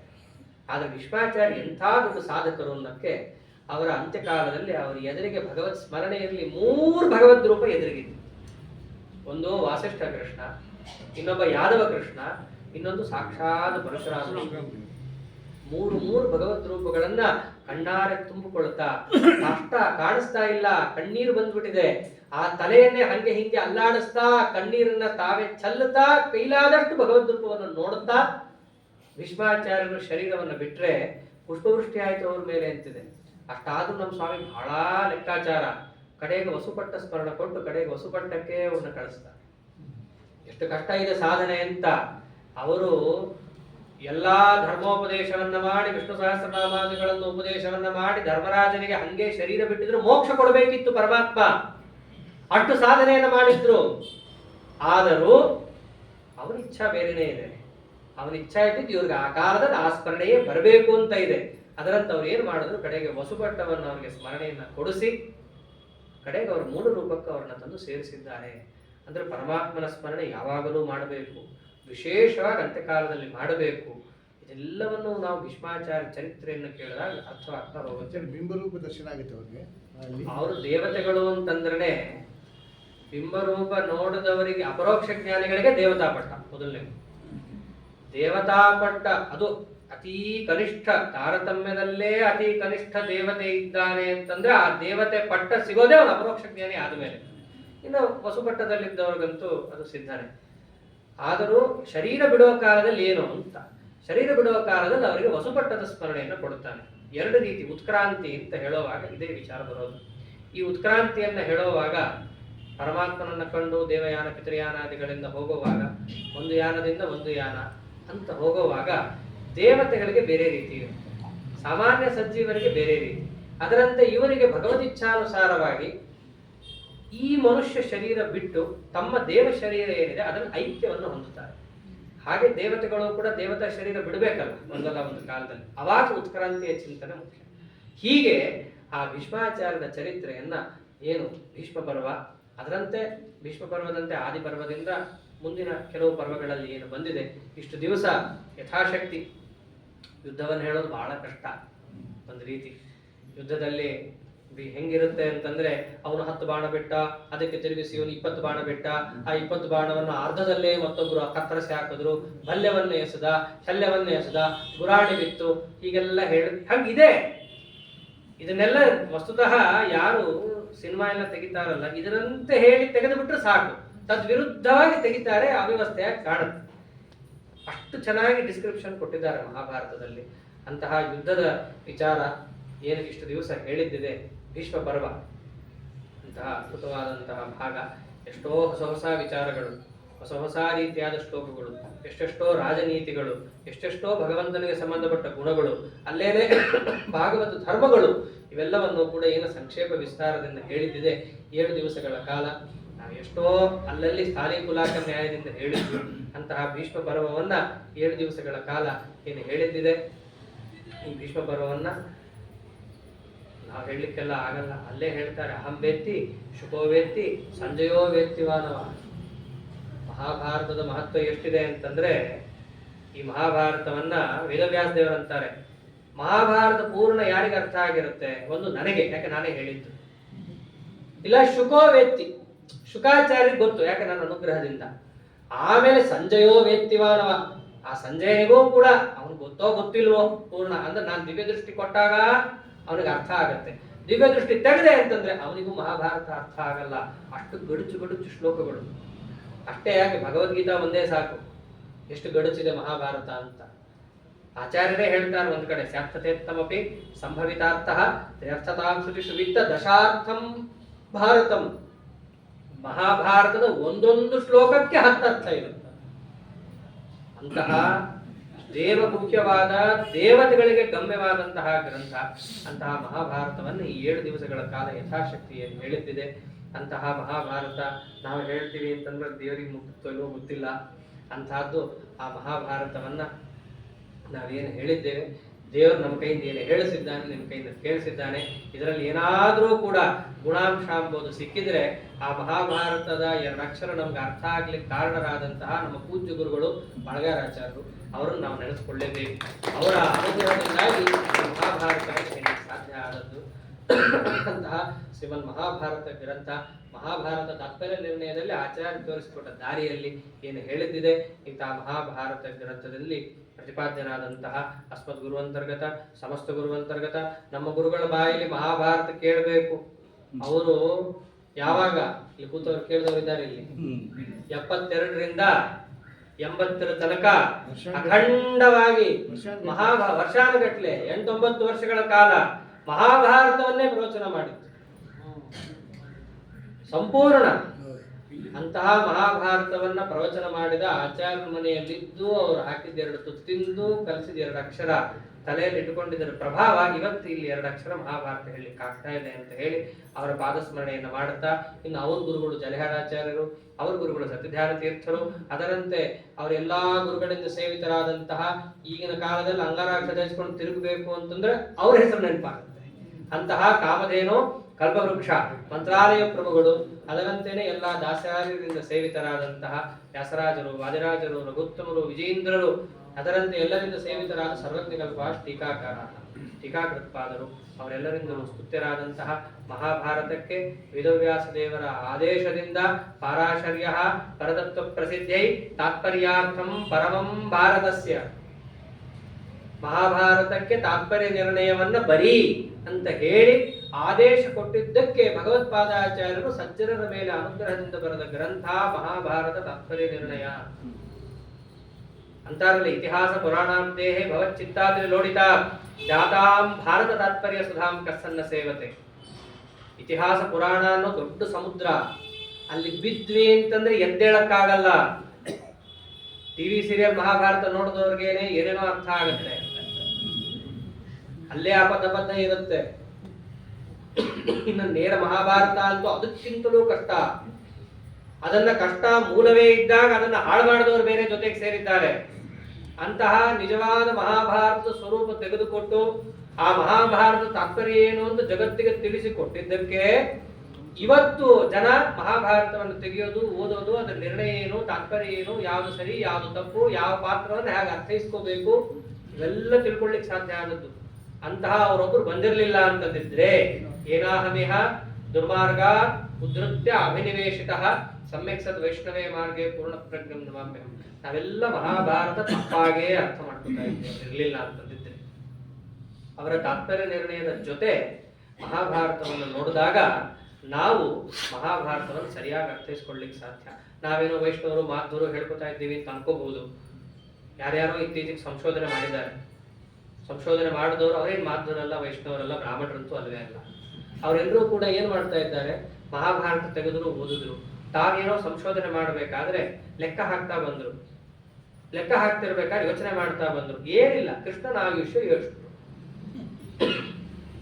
ಭೂಮಿಯಲ್ಲಿ ಕೃಷ್ಣ ಪರಮಾತ್ಮ ಎಷ್ಟು ವರ್ಷ ಕಾಣಿಸಿಕೊಂಡ, 107 ವರ್ಷ ಅಂತ ಅವ್ರು ಲೆಕ್ಕ ಹಾಕಿದ್ರು. ಆಚಾರ್ಯರು ಕೂಡ ಅದನ್ನೇ ಬಂದ್ರು. ತಾತ್ಪರ್ಯ ನಿರ್ಣಯ 107, 108. ಅವ್ರಂದ್ರು ನಾವ್ ಏನೋ ಅನ್ಕೊಂಡ್ಬಿಟ್ಟಿದ್ವಿ, ಮಹಾಭಾರತವನ್ನ ಎಲ್ಲರೂ ಕೂಡ ಹಾಳು ಮಾಡಿದ್ದೇ ಹೆಚ್ಚು.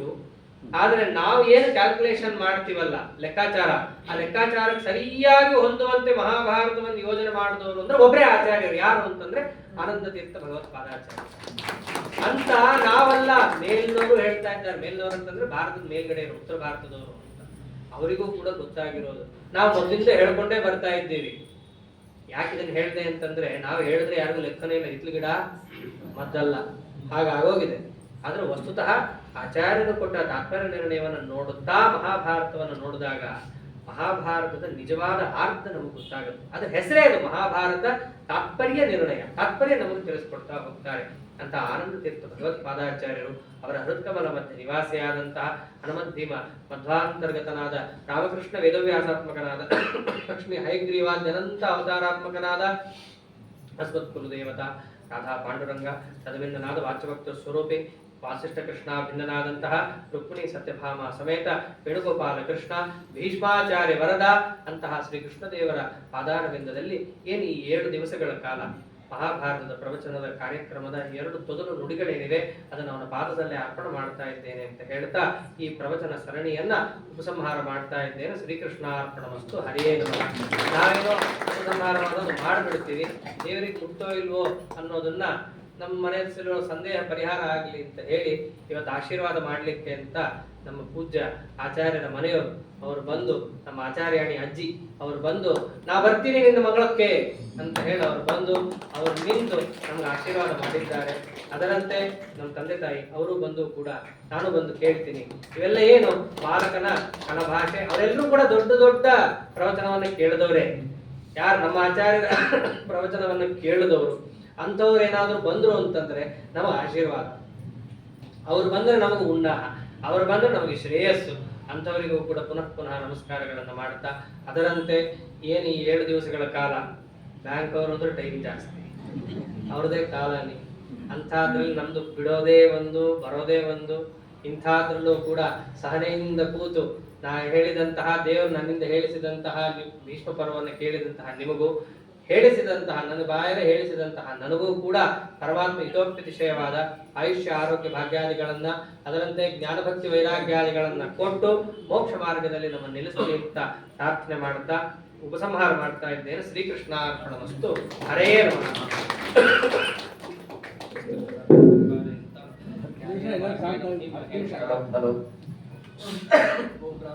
ಆಚಾರ್ಯರ ಪಾಂಡಿತ್ಯಕ್ಕೆ ಮತ್ತು ಜ್ಞಾನಕ್ಕೆ ಮತ್ತು ಅವರ ವಾಗ್ಮಯಕ್ಕೆ ಒಂದು ಸ್ಟ್ಯಾಂಡಿಂಗ್ ಓವೇಷನ್ ಬೇಕು ಅಂತ ಅನಿಸ್ತದೆ.